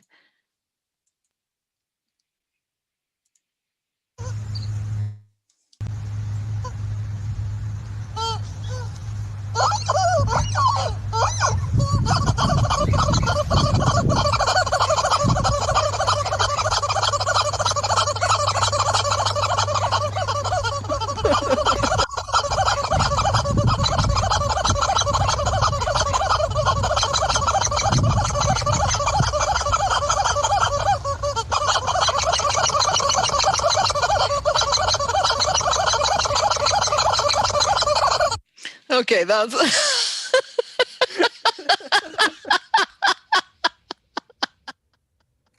That is amazing. Oh, Oh my god. that the chicken. Did you see? So there was actually let me switch back to my main thing here. So did you see the video where the Russian guy took a bunch of rubber chickens, and he actually attached them to the exhaust of his car, and it just sounded so hilarious going down the street. It was great. Oh, that's hilarious. Oh, my screen did something really weird there. That was weird. Okay. Hey, how's your new show going? It's going great. We had a really fun episode last night. Our topic was music and memes, and I got to do a little bit of riffing on air. I figured out that I can plug my guitar amp directly into my audio interface, so it just comes through really clear and nice. So that was fun. Cool. Well, that's awesome. I really think that people are looking right now for funny and less stressful topics. Yes, just kind of like a chill zone where everyone can hang out and decompress and process everything. And yeah, absolutely. 412's here. He is. What's going on, Ed'll? What's going on, everybody? Hi, Sunny Days. How are you? Hi, good. Just keeping it light today. Good. Super weird articles. That's good. Me and Ed'll got super serious stuff to go through. So put always your thinking caps on. All right. Well, you guys have a great show. Oh, thank you so much. Take care. Bye. You too, Sunny Days. Pixels, why don't you go ahead, get that show intro going, and we'll bring it back on the other side. Right on. I'm going to try a new way of doing this today. Hopefully it works better than it has been recently. So just give me a second here. All right. Pop that out, make that full screen. I'm going to get super fancy with you guys today. If I can find the right thing. Here we go. All right, everybody. The New Guard, starting right now with yours truly and my good friend, Adel Nero. Let's get this party started. In the councils of government, we must guard against the acquisition of unwarranted influence, whether sought or unsought, by the military-industrial complex. For we are opposed around the world by a monolithic and ruthless conspiracy that relies primarily on covert means for expanding its sphere of influence, on infiltration instead of invasion, on subversion instead of elections, on intimidation instead of free choice.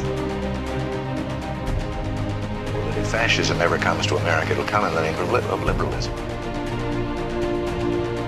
This is not simply another four-year election. This is a crossroads in the history of our civilization that will determine whether or not we, the people, reclaim control over our government.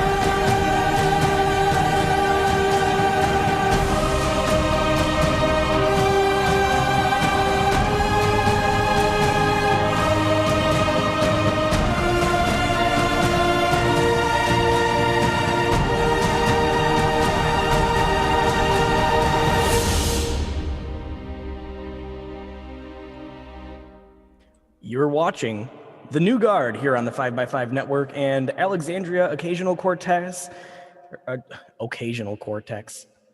is the new Jussie Smollett. Welcome to the show, everybody. The new Jussie Smollett. What was the NASCAR driver? Bubba Wallace. So yes. She's the new Jussie Wallace. Oh my god. Yeah, welcome everybody to the New Guard. My name is Adel Nero. With me, as always, is my good buddy C's and Pixels, and we are on the 5x5 Network.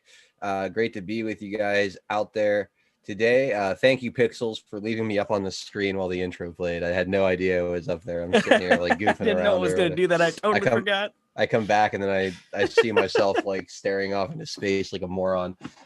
So glad we could do that. Thank you. Let's go back to the old way. Well, hey, did the well, here's the thing though. I think there might be a way with the Zoom command or the meeting commands or whatever that I could put that up full screen. But did the video actually play smoothly and was the audio synced up to it? Did I circumvent the horrible Zoom optimization of video? You might have. I don't know. You may have done that, but let me know out there, because every time I screen share, it's just horrible. Ever since Zoom updated, it just doesn't work. So yeah, I was trying a new way.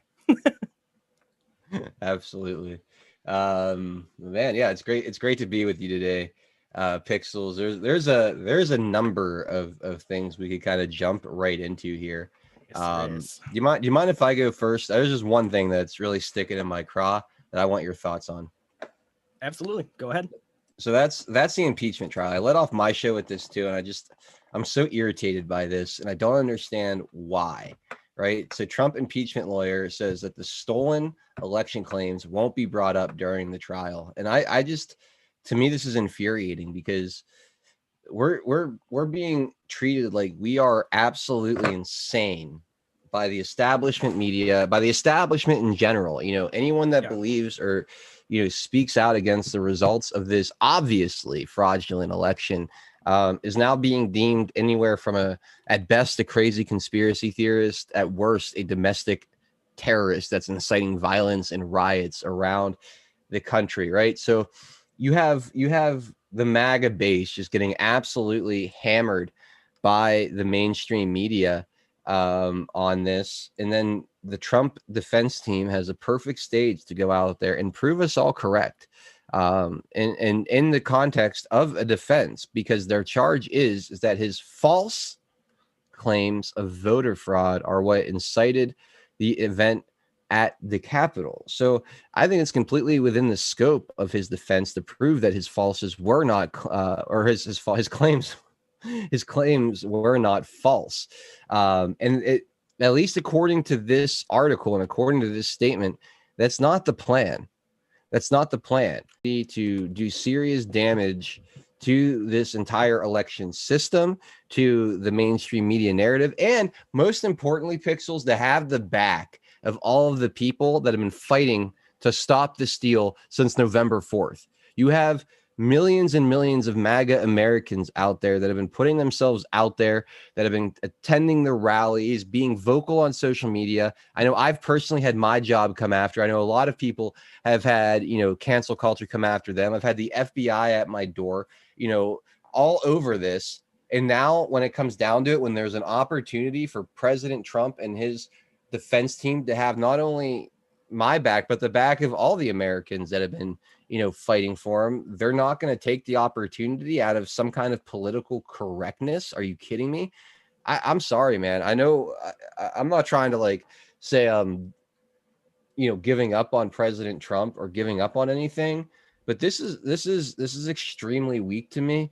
And I don't know if it's bad advice, more of the same kind of bad advice President Trump's been getting since the very beginning of his administration, or if there's a bigger strategic play at work here that I can't see.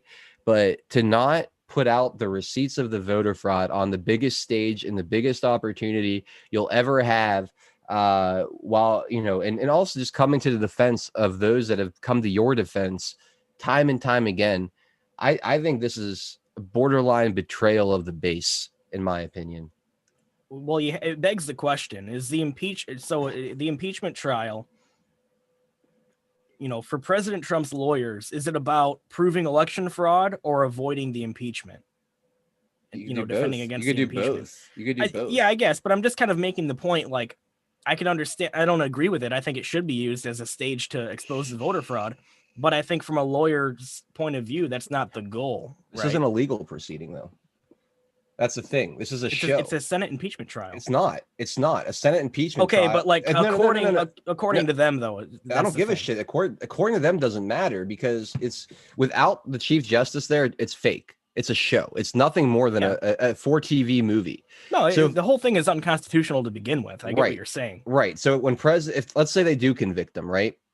And then when President Trump wants to run again in 2024 and they say, oh, you can't because you've been impeached, that goes to the Supreme Court. There's no way the Supreme Court is going to say that impeachment was constitutional. There's no way that they're going to legally be able to stop him from running. If their goal here is to get acquitted, then they're playing on the wrong battlefield. They're missing the point. They're ruining the entire opportunity that they're being given here. The Democrats were stupid enough to schedule this made-for-TV blockbuster that is the impeachment trial. President Trump and his team have an opportunity to destroy them on national TV, to make Biden known as a completely illegitimate leader on TV in front of the country, and they're not taking it. They're just not taking it. Unless they're planning on doing it and don't want to tip their hand, and this is misdirection. I'm not counting on that. This is a big mistake, in my opinion. A colossal mistake, a catastrophic mistake, the kind of mistake that makes me question where we're really going here.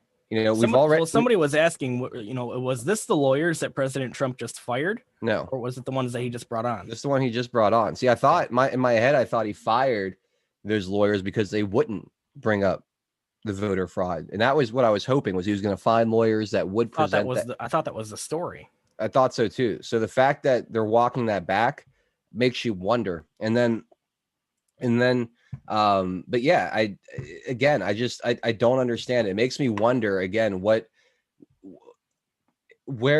this is all going, right? Because we have opportunities and we've had opportunities to shatter paradigms that need to be shattered. And I'm going to walk it way back early on Q days.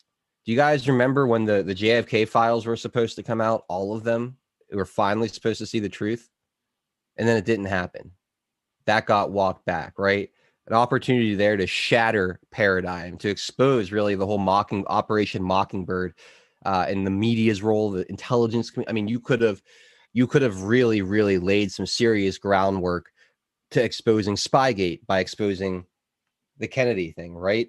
Really kind of shattered. They didn't take that opportunity. They didn't. They passed it up. They punted. They bowed to the intelligence community. I look at the opportunity they had to issue on the what do you call it, after the election. I'm sorry, I'm losing my train of thought. Oh, the Patriot Party, a third party, a beautiful opportunity to smash the two-party system.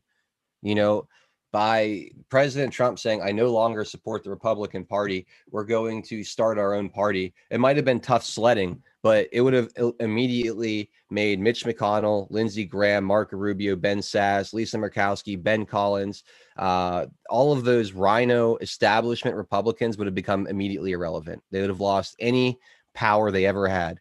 Maybe it would have hurt us in the short term because we would have been fractured as conservatives for a bit, but it would have destroyed a paradigm that needed to go. Didn't take that opportunity. He's meeting with Kevin McCarthy. He's literally scratching the back of those who stuck a knife in his. I don't get it. And now this opportunity to present the voter fraud to the people, to people that would have never seen it otherwise, it seems like they're passing that up. So we have all of these potential paradigm shattering moments, and there are other ones too. There are other ones too that I'm not bringing up right now, but there are other ones too. We have all of these that could have been potentially paradigm shattering moments that President Trump, for one reason or another, isn't taking advantage of. And it just makes me wonder, like, why? Is he getting bad advice? It makes me wonder what he's actually planning on doing. That's what it makes me wonder. Yeah, because it doesn't reconcile that he would miss all these opportunities. And I agree with you. It doesn't to me reconcile that he would miss all these opportunities if he didn't have something better coming along. Or so that is the glass half full, but I've got to present the other side of that maybe he never had the control we all thought he did. I mean, he was president of the United States. It's a lot of power. It's a lot of power. It is. And I agree, but what I'm looking like, all right, that's not even fair. He had the kind of control we thought he did, but I look at it now. I just have to question the moves, man. I just don't understand it. What do you say? I'm sorry, you froze up there for a second. I didn't hear most of what you said. No, I was just gonna say I just don't understand the moves. I don't get it. You know, for the life of me, I don't understand why you would waste the opportunity, why President Trump is taking horrible advice from people. You know, for what, like, why is he not on social media? Why is he not being more vocal? Why is he not continuing to fight to expose the voter fraud like he promised us he was going to? Does he? Well, I mean, I have a lot of questions right now. Here's a point I'll make. Does he need to? Yes. You think so? I think yes. And maybe I'm just being too optimistic here, but I think a lot of people are awake and see exactly what's happening right now. I think a lot of people are awake and see what's happening right now too. But I think there's a lot of people that only rely on the mainstream media for their information, only rely on what they see on Facebook. Are they the majority though? There's enough of them. There's enough of them that would tune into that trial that you could grab a huge section of those you would never been able to grab and get them to start questioning things. Tell me the upside, any potential upside to not exposing the voter fraud during the impeachment trial. Can you give me any upside to that at all? No, I can't. And I'm not on that side of the argument, really. I know you're not, but that's what I'm just trying to, what am I missing? You know, like everyone tells me President Trump is this master strategist. I believe it. What does he see that I don't is my question. What is his upside to wasting this opportunity? I have this horrible gut feeling that he's just still surrounded by snakes and idiots that just want to see him go away. I have a feeling that he's just taking terrible advice. I don't believe that Trump is an idiot. And for him to take terrible advice that even people like us know is terrible advice would make him an idiot. And he's not an idiot. He certainly isn't an idiot. There's a fine So line that's the between thing, being like, an it doesn't idiot and just reconcile. there's a fine line between being an idiot and being trusting, you know, and he might have trust in people and let that trust cloud his judgment. Zero reason to trust anybody at this point. Zero. Like someone like Jared Kushner. Like Jared Kushner is the reason he's not on Gab. You think that was good advice by Jared Kushner? That's confirmed by Torba that Kushner talked him out of joining Gab. Okay, confirmed by Torba. But what does Torba know? Torba, does Torba have a direct line to President Trump? Is that what President Trump told him? I don't think that Torba would put that out there and perpetrate that story if he didn't have some inside baseball there. Okay, that's fair. I just don't know if I believe that. I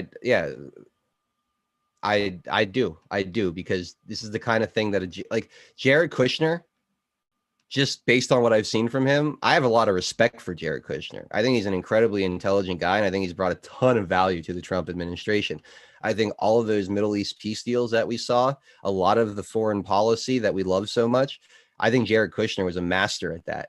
And I think he's a brilliant man. But I do think Jared Kushner comes from wealth. I think Jared Kushner is extremely disconnected from the people. I don't think Jared Kushner understands the deplorable base. I don't think Jared Kushner understands MAGA at all, actually. Yeah. I don't think he understands the mindset of what makes this movement tick. I think he has a role, and I think he oversteps that role. And I think because of who he is and the fact that he's married to his daughter, that President Trump puts weight in Jared Kushner's opinion and advice that he maybe shouldn't in some areas, because there are some things that Jared Kushner really doesn't understand, in my opinion. I could be completely wrong. I'm sitting in a gaming chair in Pittsburgh, PA, and I've never talked to any of these people in my life. So keep that in mind while I say this. But I really I find it hard to believe, you know, like that.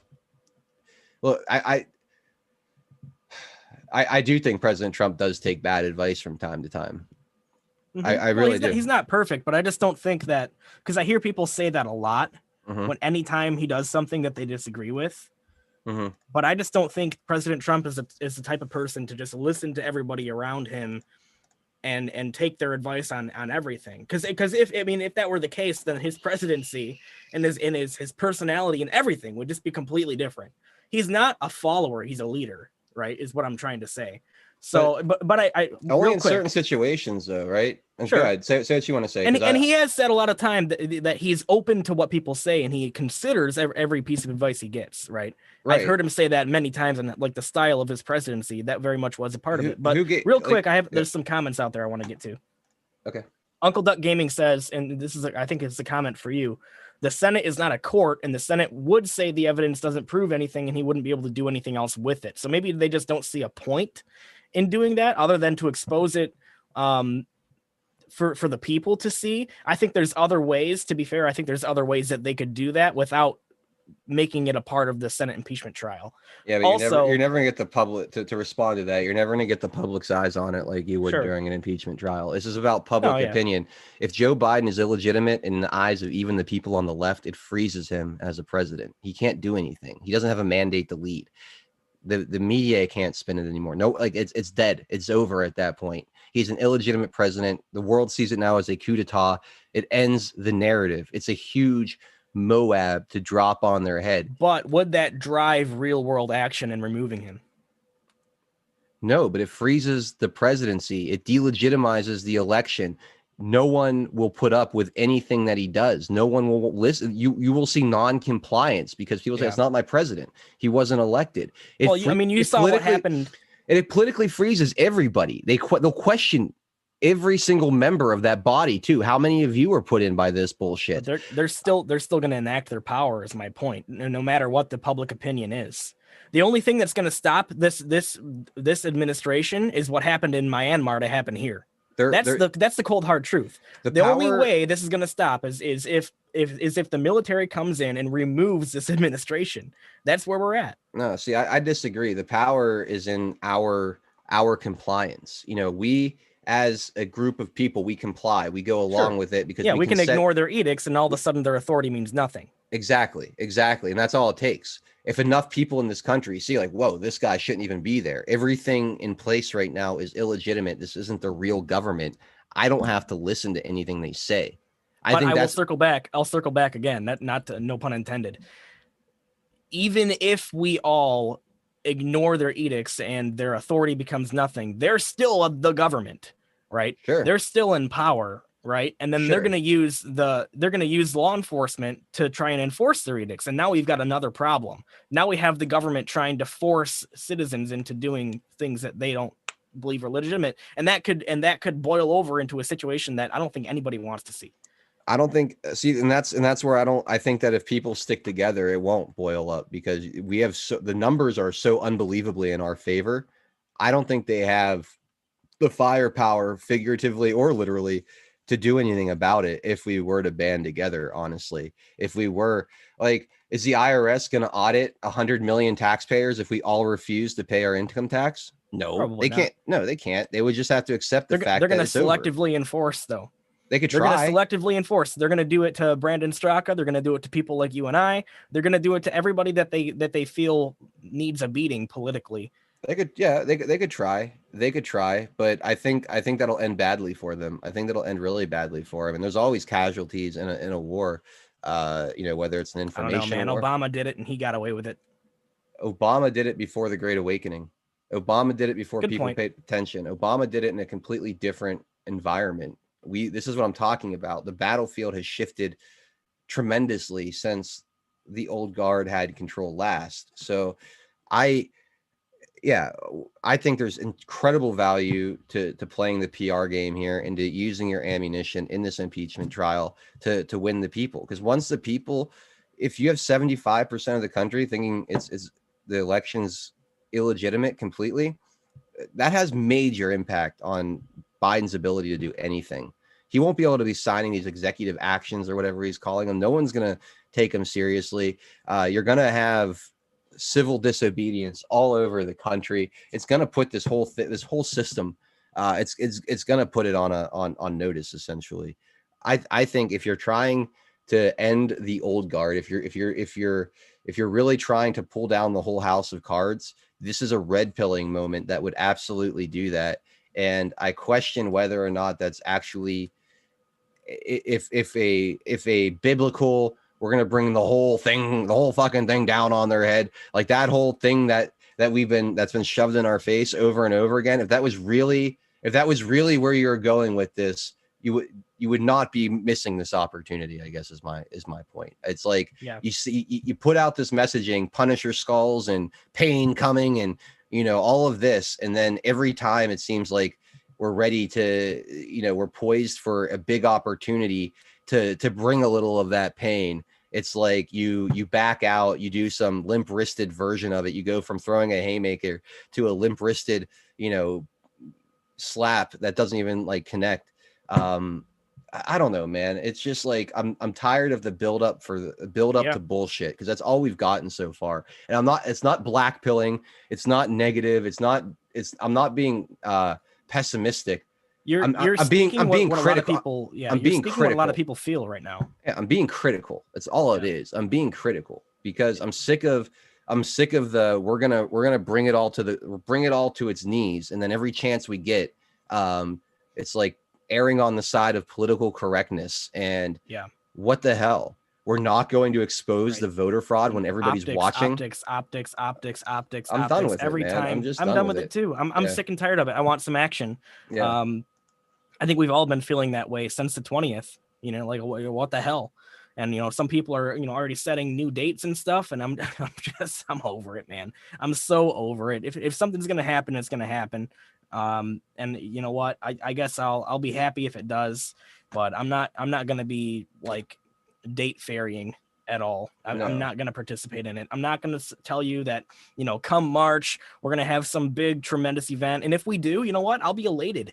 I will be completely elated if some big event happens in March that reverses all this bull crap and we can just, continue on with another 4 years of President Trump and destroy the deep state and jail all of them. If that all happens, I'm all for it. I'm ready. Let it happen. But I'm not going to sit here and keep my hopes up and just keep waiting for it to happen, keep moving the goalposts, keep moving dates. No, that's not something that we need to be doing. We need, if we're going to focus our energy into something, it's staying in the reality that is set forth right now and exposing every little bit of bullcrap that this administration currently does. Right? I think that's the best way for us all moving forward. Yep. Yeah. Speaking of which, to your point, like the General Flynn, 30 more days, right? Yep. Here we are, 3 days past that. You know what I mean? Like someone's got to ask General Flynn, what the hell? That's the thing. I want to hear from General Flynn. I want to hear from Q. I want to hear from Trump. I want to hear from those three entities an explanation as to what the hell is going on. It'd be nice. Right? Just some kind of like actual communication would be good. And not like a pat on the shoulder or like a rah-rah or it's still coming. Give us a damn explanation. Something. Let us know.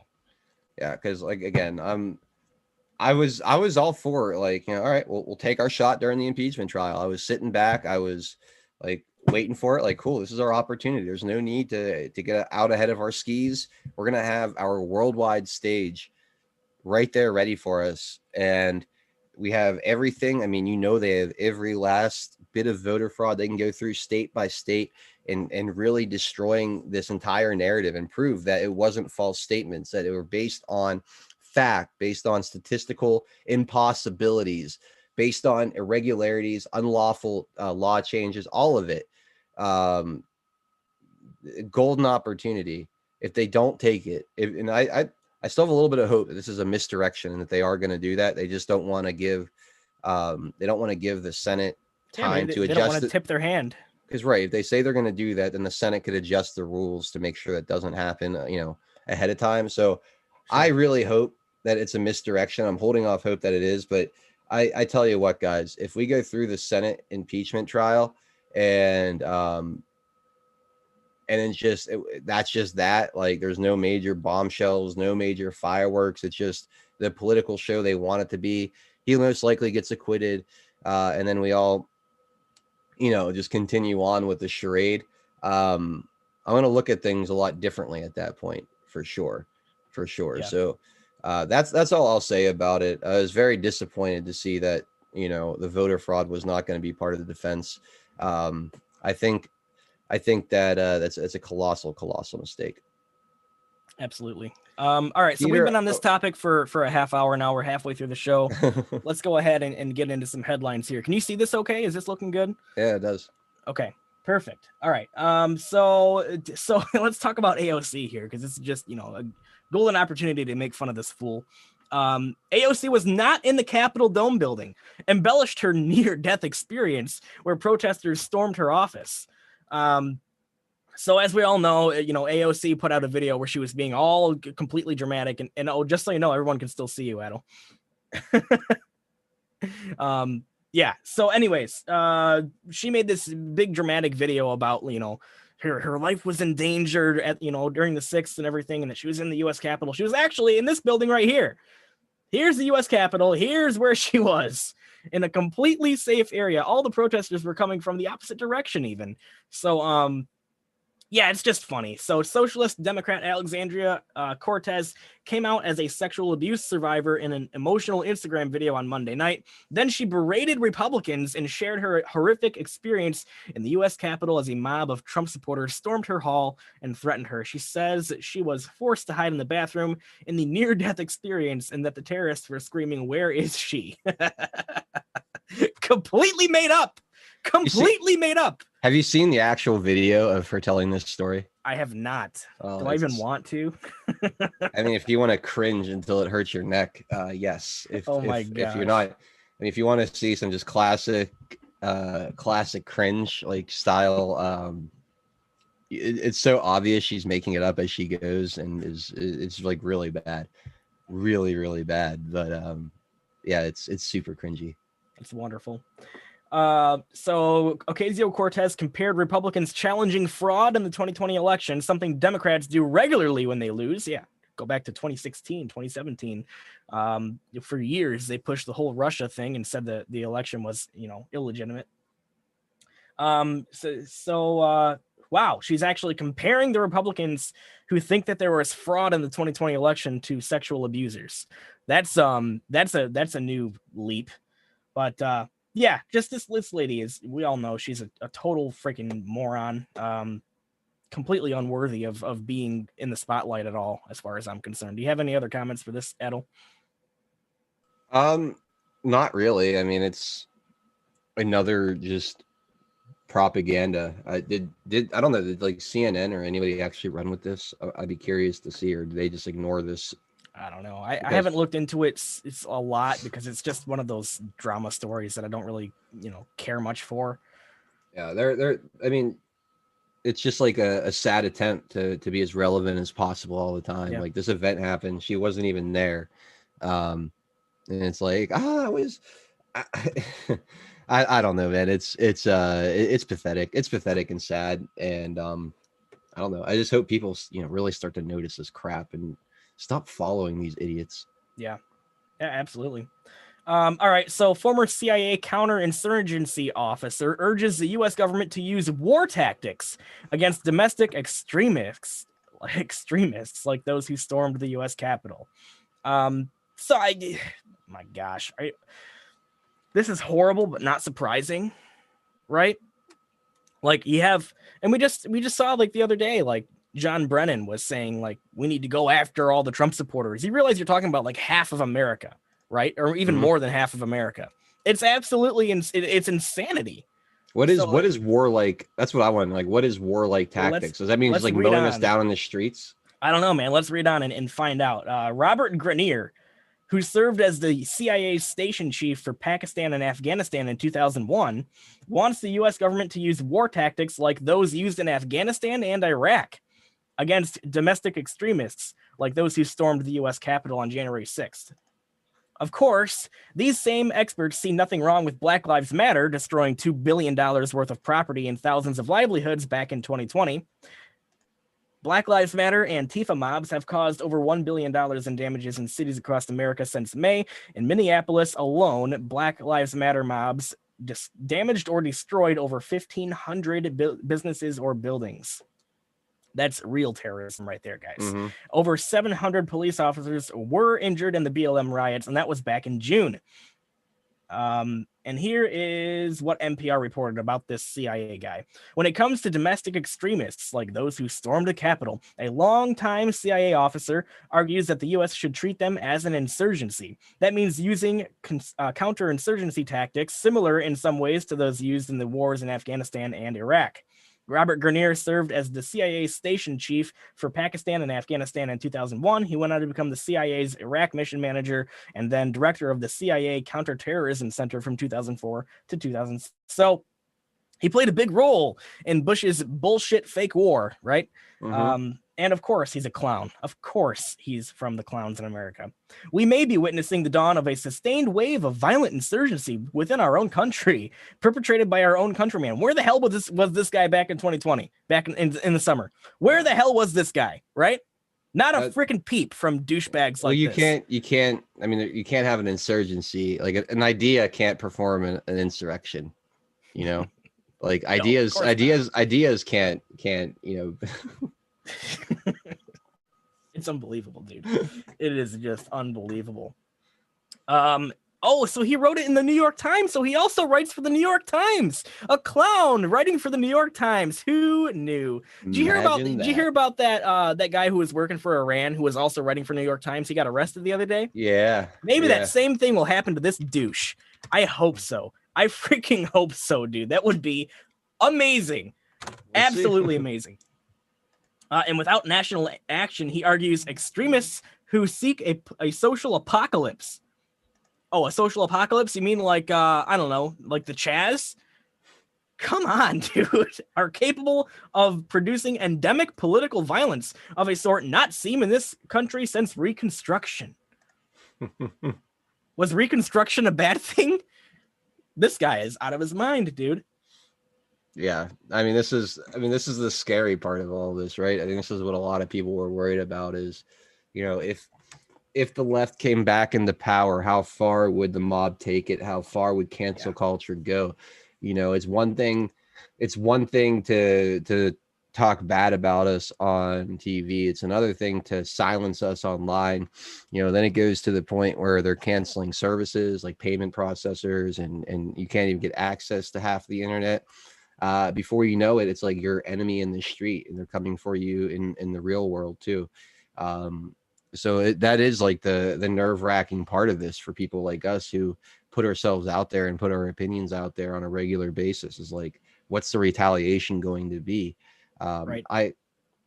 I don't believe it's ever going to get to a point like this where they're actually black bagging us in the middle of the night. I do think that dropping drones on Patriot houses. Yeah, I don't think it's going to get that far. I really not. don't. I don't think that, like, I don't think they're going to be able to sell that to the average American. I think they've lost too much control of the narrative to, the number of people that voted for Trump. I think just really tells a story that if they could sit there and say these things and try to move the needle that way, but I don't think they're ever going to really act on them, because I think you'd have an uprising. If people started disappearing without due process and were being railroaded, I really think that you would eventually see like an uprising and a revolt against that, and I think they know that. So while it's creepy and weird to hear them like talk about this kind of stuff, I don't necessarily get too overly concerned about it, not yet anyway. I do think that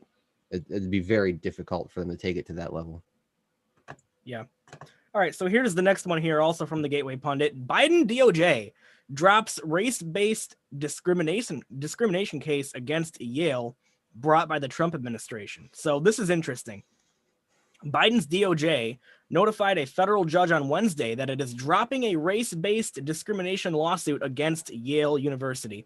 Does this remind you of anything that happened last year?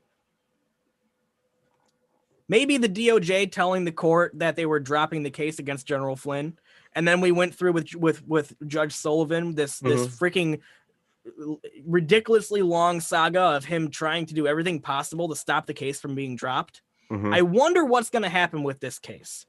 I would watch this very closely, right? Because depending on what happens with this case will completely either confirm or bring to question whether the justice system is biased to the left. So just listen to what this case is. I can't believe they're actually dropping this case. Trump's Department of Justice opened an investigation into Yale in 2018 into a response to a complaint alleging Yale discriminates against Asians in its admission process. So it's like a, what was that policy called under the Obama administration? It's affirmative action. Affirmative action, which is just a silly, ridiculous name that has nothing to do with really what it is. But that's kind of where this is at, right? It's just racism. No, this is, and that's if they were to rule against this, it would set a precedent that affirmative action is illegal, and they need affirmative action because affirmative action is the ultimate virtue signal, and most importantly, it cements certain populations as victims, and it keeps that mindset ever so prevalent in their head. I went on about this for a while on my show because it's just racist. It shows the racism of the left, of the Biden administration, of the establishment itself, right? If you are Asian or if you are Indian, you want to get into med school, you have to do substantially better with your GPA, SAT scores, and all of it to get noticed, because they want a certain ratio of different colors of their student base, of their faculty. So they'll actually bypass someone who's more qualified, who's worked harder, who has done more to earn that spot because they don't have the right color skin. Literally the definition of racism. And that's what they want to continue. They want to continue this divisive, unfair racist system. If I'm a black person, this is offensive. This is extremely offensive because they're telling me that I'm less of a human being than an Asian person. Yeah, they have to give you a leg up. Exactly. It's like I always need a stepping stool or a booster seat to be able to participate at the same table as the rest of the people.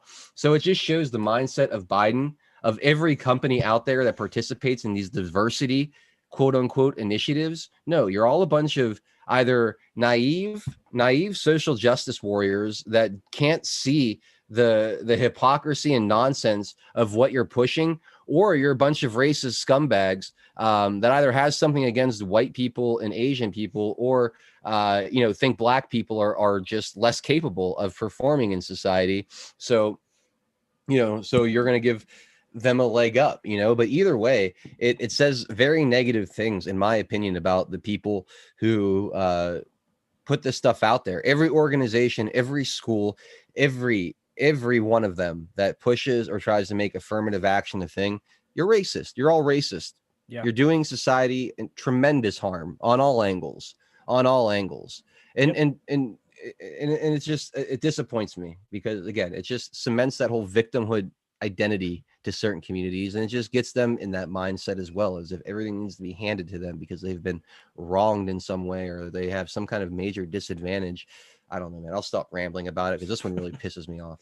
Yeah, no, it pisses me off too. And the reason I pulled that article was I'm really interested to see how that court responds to the DOJ, right? Because the last time I heard of the DOJ stepping in and saying that we're dropping this case, it became a huge thing where the court would refuse to drop the case. So let's see what they do with this one. Let's see if they just bend to the DOJ and drop it and don't say a word about it, or if they go through this whole tangent like Judge Sullivan did. To be fair, it's not exactly apples to apples, because one was a criminal. It's not the same. One was a criminal case, one's a civil case. So I don't know if the plaintiff in a civil state case drops the case. I don't know if a judge can look for another lawyer or someone to come in and argue for the plaintiff that way, because there is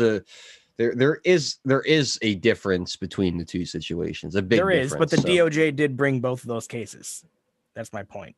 Both cases were brought by the DOJ, and now both cases were basically the DOJ is now requesting that the case be dropped to the court.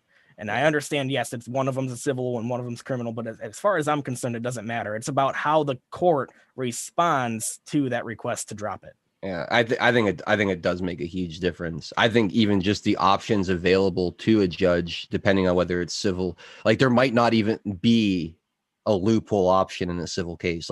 Even if the judge wanted to keep it open some way, somehow, there might be no possible legal option for that to happen in a civil case, is my point. So it might not be a fair comparison, because there might not even be any legal loophole for a judge to try if they wanted to. So I just want to make sure that's there's plenty of hypocrisy out there that we could point to that is, very obvious, that I don't want to stretch if we don't have to. And I don't, so that's just kind of where I'm coming from, but I see your point completely, Pixels. So this is from the Populist Press here, which is if you guys haven't checked out Populist Press, go to populist.press. Lots of good stories on there. Cuts through all the BS, and it's nice. Biden considers appointing a reality czar. Imagine that. Doesn't this sound exactly like the Ministry of Truth? Yeah, it's wow, man. So what does it say here? Experts have recommended that President Joe Biden. I love how they say experts. Who's the damn experts? Are they Vox writers? Yep. Experts have recommended that President Joe Biden appoint a reality czar to tackle disinformation. The New York Times reported Tuesday. Several experts I spoke with recommended that the Biden administration put together a cross-agency task force. Cross-agency? What agencies would they use for this shit? Sorry for my French. Task force to tackle disinformation and domestic extremism, which would be led by something like a reality czar. Columnist Kevin Roose wrote. Of course, his name's Kevin. Sorry to any Kevins out there. It sounds a little dystopian, I'll grant, he added. A little? A little dystopian? Just a little bit dystopian, just guys. A tiny bit. One person deciding what reality is for everybody else. That's not completely out of the movies. But let's hear them out, he says. Let's hear. It could be a good idea. Let's just hear them out. Technology columnist Kevin Roose's piece examines how to combat disinformation in media, citing QAnon group chats. OAN reporting is now disinformation. Clearly. And YouTube videos alleging that the inauguration, I love how they get really specific here, that the inauguration was a pre-recorded hoax that had been filmed on a Hollywood soundstage. Well, you know what? I don't know how much I believe in that theory, but someone explained to me how when we switch from one camera to another and the angle barely changes, two girls that were standing directly next to Joe Biden just disappear into thin air, gone, poof, gone. Yep. Am I a conspiracy theorist for thinking that's just a little bit strange? Yes. Don't believe your lying eyes, Pixels. Don't believe your lying eyes. You're clearly hallucinating. Yeah, that's what it was. I had too much kombucha tea or something. I don't know. Yeah, I don't even drink that shit. Yeah, this is just wow, man. What a crock of garbage. It's just horrible. Here's something you'll like, Adel. This will put a smile on your face. Red states are resisting Biden's executive orders. This is what you were talking about earlier. In an unprecedented flurry of authoritarian activity for a new president, the hologram has signed 43 executive orders in his first dozen days in office. That's one of the best so far. That is one of the best nicknames I've heard for Joe Biden, the hologram. This is from someone who, as a candidate, claimed that Trump was a dictator in signing various executive orders, as noted here. And let's see. Take me to the actual article. That's the one thing I don't like about populist press is they only put sometimes just a little bit. Okay, so it's from Red State. I've got to get the votes, said then candidate Biden. Well, apparently you didn't, because you won anyways, without all the votes. I have this strange notion we are a democracy. If you can't get the votes, you can't legislate by executive order unless you're a dictator. But we're a democracy. We need consensus, said Biden. Oh, boy. I think he just completely forgot that was his stance, right? Maybe that's what it is. It's his dementia. You think he has a stance? No. He shows up somewhere looking confused, and they're like, read this. He tries his best. And he looks around until someone grabs his hand and leads him out of the room. Yeah, and then when he's signing the executive orders, he mumbles to himself, "I don't know what I'm signing." Yeah, his stance is what's put in front of him. What's put in front of him to read the American people every day by God knows who. Joe Biden doesn't have an original opinion on jack shit. Joe Biden is 100% a puppet. You will never see Joe Biden come out and address the nation in any way that wasn't 100% pre-written out for him. That's a fact. In fact, I can't wait to see the State of the Union, how they're going to try to Frankenstein together a hour and 30-minute speech from Joe Biden. How the hell is he going to pull that off? What kind of I mean, are they going to use COVID? Is it going to like no, we're going to have to pre-record it because of COVID, so they can kind of like, take 30 takes on each 5 minutes of it, so they can cut and splice it together as best they can. I just wonder about that. Yeah, absolutely. So I'm trying to see, this is kind of a long-winded article, and I'm just want the gist of it. But yeah, apparently, states are deciding not to abide by some of these executive orders, so that's good to hear. And also, I haven't heard a clear explanation of like the difference between executive orders and actions, and how many of these are executive actions and how many of these are executive orders, and which ones actually carry legal weight. I haven't heard anyone talk about that. And I'd love to hear an actual detailed explanation as to that entire situation, because if all of these are just executive actions, then they don't carry any weight of law whatsoever. It's just a presidential wish list as far as I know.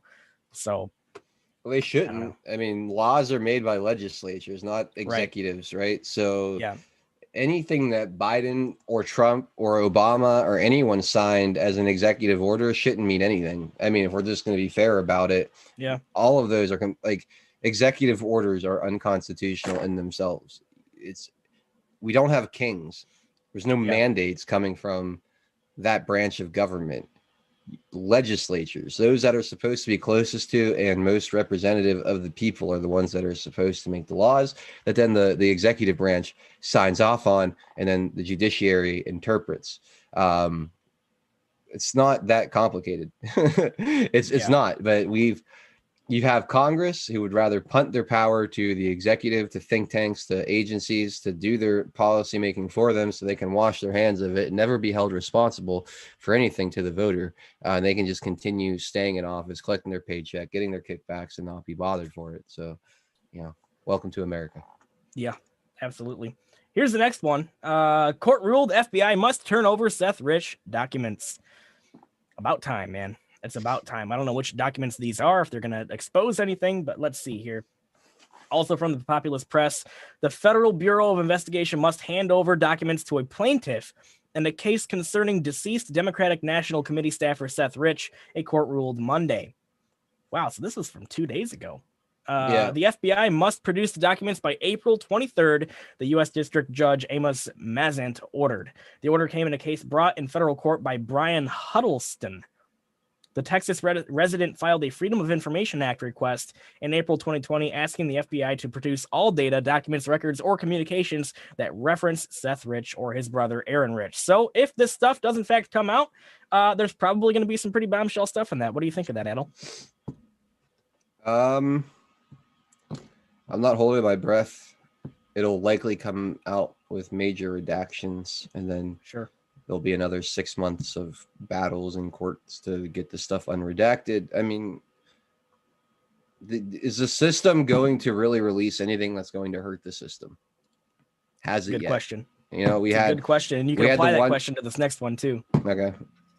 Well, go finish your thought. I was going to say, I mean, we had 4 years of our guy in charge of all declassifications, and we couldn't get anything that actually did any damage to the system. Nothing at all. All the waiting, the OIG this and Durham that, and trust sessions. And look, I'm not trying to again. I wonder if we'll ever see anything from the Durham investigation, or if that's just going to get. I'm not holding my breath. I'm not holding my breath on any of that right now. I'm living. My reality is we need to do what we can to resist the Biden administration. Like, it's not going anywhere. Anything else that happens at this point is gravy, but right now it's got to be a focus on resisting Biden. That's where I'm at with it. Because like I said, if the system was if they were gonna make any major blows to the system, we're gonna have 4 years of drip, like this leading us on, like some major bombshells coming. You've gotten teases, but every time like something major again, JFK, D5, Huber, Durham, Epstein, Maxwell, all of this stuff, all of it. What has it led to? Release the Kraken. We're going to release the Kraken. Every lie will be revealed. I mean, it's just constant. These like huge promises.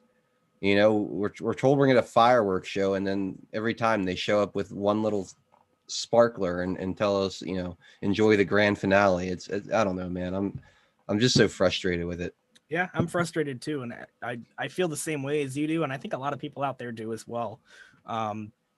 We're not necessarily blackpilling. We're just talking like we're choosing to live in reality and what we're seeing right now, right, and responding to that. Do I think it's possible for something to happen? Yes. Am I holding my breath for it any longer? No. I was holding my breath for it for a long time, and I got disappointed continually over and over and over and over and over again. And there's only so much of that somebody can take, right?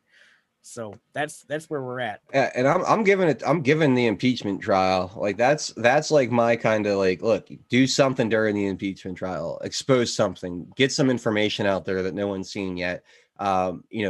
Make hurt the narrative in some major way, do some damage to the system through the impeachment trial. That's kind of my thing. Otherwise, I have to look back at every excuse about optics and just wonder if that was nothing more than just that, like an excuse to continue to kick the can down the road. That's kind of where I'm at with it, because I can point to enough things that were built up to ultimately fizzle out to no longer be willing to go along with the trust the No, I'm not saying I don't trust the plan, but like the trust that there's always like a bigger punch coming. Don't worry about this one. There's a bigger one coming. You know, that's always the thing. Like, oh, don't worry that they let McCabe off. There's bigger thing coming. Don't worry that they let Comey off. There's a bigger thing coming. Don't worry about exposing election fraud in the impeachment trial. There's a bigger thing coming. Like, I'm done with that. I'm just done with that. Like, you know. Right. And if it comes, it comes. Right. Yeah. We don't have to predict the future. There's no value in predicting the future. It's the only thing that you can do when you predict the future is go, oh, I'm the one who said it first. Yeah. Big whoop. Yeah. Big whoop, you know? Yeah. So, okay. Gateway Pundit. After weeks of delays, the Detroit TCF Center turns over security camera footage of 3:30 a.m. Biden ballot dump to Gateway Pundit. So I'm excited to see this here. The American media today would make Pravada blush. The media keeps telling us there is absolutely no fraud in the 2020 presidential election. The Democrat establishment demands Republicans move on and accept Joe Biden's improbable win and the unlikely results. But we also know that President Trump was leading Joe Biden in Michigan alone by over 100,000 votes on election night when suddenly Biden received 150,000 votes in less than 1 minute at 6:31 in the morning. Totally abnormal and impossible, by the way, statistically. In Wayne County, the election night counting of absentees took place at the TCF Center, formerly known as Cobo Hall. This is the site where Detroit city officials put cardboard over the windows to prevent the GOP observers from seeing in, where poll workers were militantly hostile to the GOP, and where hundreds of affidavits claim they witnessed voter fraud. Until now, no one has bothered to review the video footage. The video can settle once and for all how many people were in the TCF Center, and is there any validity to the excuse that they were past COVID capacity, the excuse they used to exclude the Republicans from watching vote processing? Why did so many Democrat poll workers bring in suitcases? Did they hide illegal ballots in them, or like their colleagues in Georgia? Were the machines networked? Can we see the modem and the wires networking the tabulating machines as described by Patrick Kolbeck? Who brought in what at 3:30 to 4 a.m. Were the ballots, as the Republicans have said they witnessed, or was it food/camera equipment as the media claimed? Shane Trejo and Jose Aliaga say it was ballots. Was there any security keeping people out of the building who did not have credentials to get in? Were there other unexplained ballot dumps past the 8 p.m. deadline for ballots, as several other witnesses have alleged? Was Nick, the co-founder of Dominion Services, present on site, as Melissa Carone has said? Were GOP poll challengers being ejected for making good faith challenges, or were they refusing to wear a mask? So your Gateway Pundit has requested the TCF video back in December. The TCF Center tried to quote us over $22,000 for 1 day's worth of video. We requested 2 hours of video. This week we were sent the requested video. We have waited for 2 months for the requested video, but there is no word on whether they will make the materials they gather public, or how aggressively they will pursue the anticipated failure to comply by one of the most corrupt cities in America. This evidence has the potential to blow up the results in Michigan. So I think I'll just stop it there since we're at the end. But do you have any comments on that, Adel? No, I mean, I hope it comes out. It's like, it feels like too little too late. Again, like all of that could come out. The Gateway Pundit could do excellent articles about it, but no one's going to cover it in the mainstream. So what does it matter, right? This is why I'll end the show with where we started it, because it's a perfect segue. This is why we need to do it on that stage of the impeachment trial. It's because all of this stuff just goes by the wayside. Otherwise, they could bury the Hunter Biden laptop and stuff like that. They can bury this too. The impeachment trial is something they have to air. They have to put out there that they can't ignore. And it's just a golden opportunity that I really hope that they don't miss out on. I hope that what we saw was misdirection from the Trump campaign. And when it's all said and done, we do indeed have the election fraud put out on display next week during the impeachment trial. But with that, Pixels, always a blast, my friend. I look forward to next week. Live chat, thank you guys for hanging out.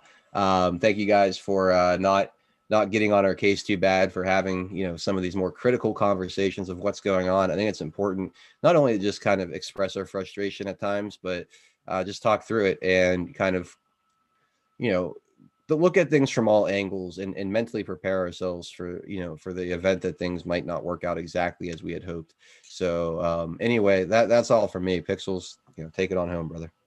One thing that would be really interesting to see is if President Trump's legal team did start going into that stuff, and then all the media networks cut away from the hearing. Wouldn't that cause quite the buzz? Yeah, but that's the exact kind of moment we need. Yeah. Like, it would be really telling if the media cuts away, or if Leahy shuts down the process. Like force something like that. Make them act, and you could it would speak so much louder than anything else could. And I also wonder if President Trump will personally be present at the hearing. That would be really interesting, wouldn't it? I would love it. It would just, I would love it, but God. I doubt it. Imagine how that would go, though. Yeah, that would be a get your popcorn moment for sure. He would call them all corrupt bastards right to their faces, man. Absolutely, man. I would love that. I'm not. I don't think that's going to be how it goes, though. I don't. No, don't hold your breath for that. But that would just be amazing. I don't hold my breath for much anymore, Pixels. Yeah, no, we can't, man. Yeah. We're gonna get We need to supply oxygen to our brains every once in a while, right? Yeah, right. All right, man. Well, why don't you go ahead and get us on out of here. Thanks again, live chat. You guys are amazing. Thank you, Soko, for all the work you do on the back end and making this channel happen. And looking forward to the new guard next week. Absolutely. Same for me. Thanks all for being here. We'll see you all hopefully on Sunday for Roundtable at 4 p.m. And of course, Adel, you're always welcome to join on Sundays. Or do you do a show on Sundays? On your own channel? Sundays is my day off, so I typically don't do anything on Sundays. Anytime you want to join us for Roundtable, you're absolutely welcome to do so. No pressure though. But yeah, so we'll be back on Sunday for Roundtable at 4. Hopefully, if enough people can join us, and then of course we always do Wednesdays. Me and Adel are on at 6 p.m., but we have shows pretty much all day from 3 to 6. So. That's good stuff. Thank you guys all for being here. Whether you're on DLive, YouTube, Twitch, or the Foxhole, doesn't matter where you're at. We appreciate you. And there's more stuff coming with Foxhole. I'm really excited about the chat, and I hope that comes soon. But anyways, much love, everybody. Thanks for being here, and we'll see you soon.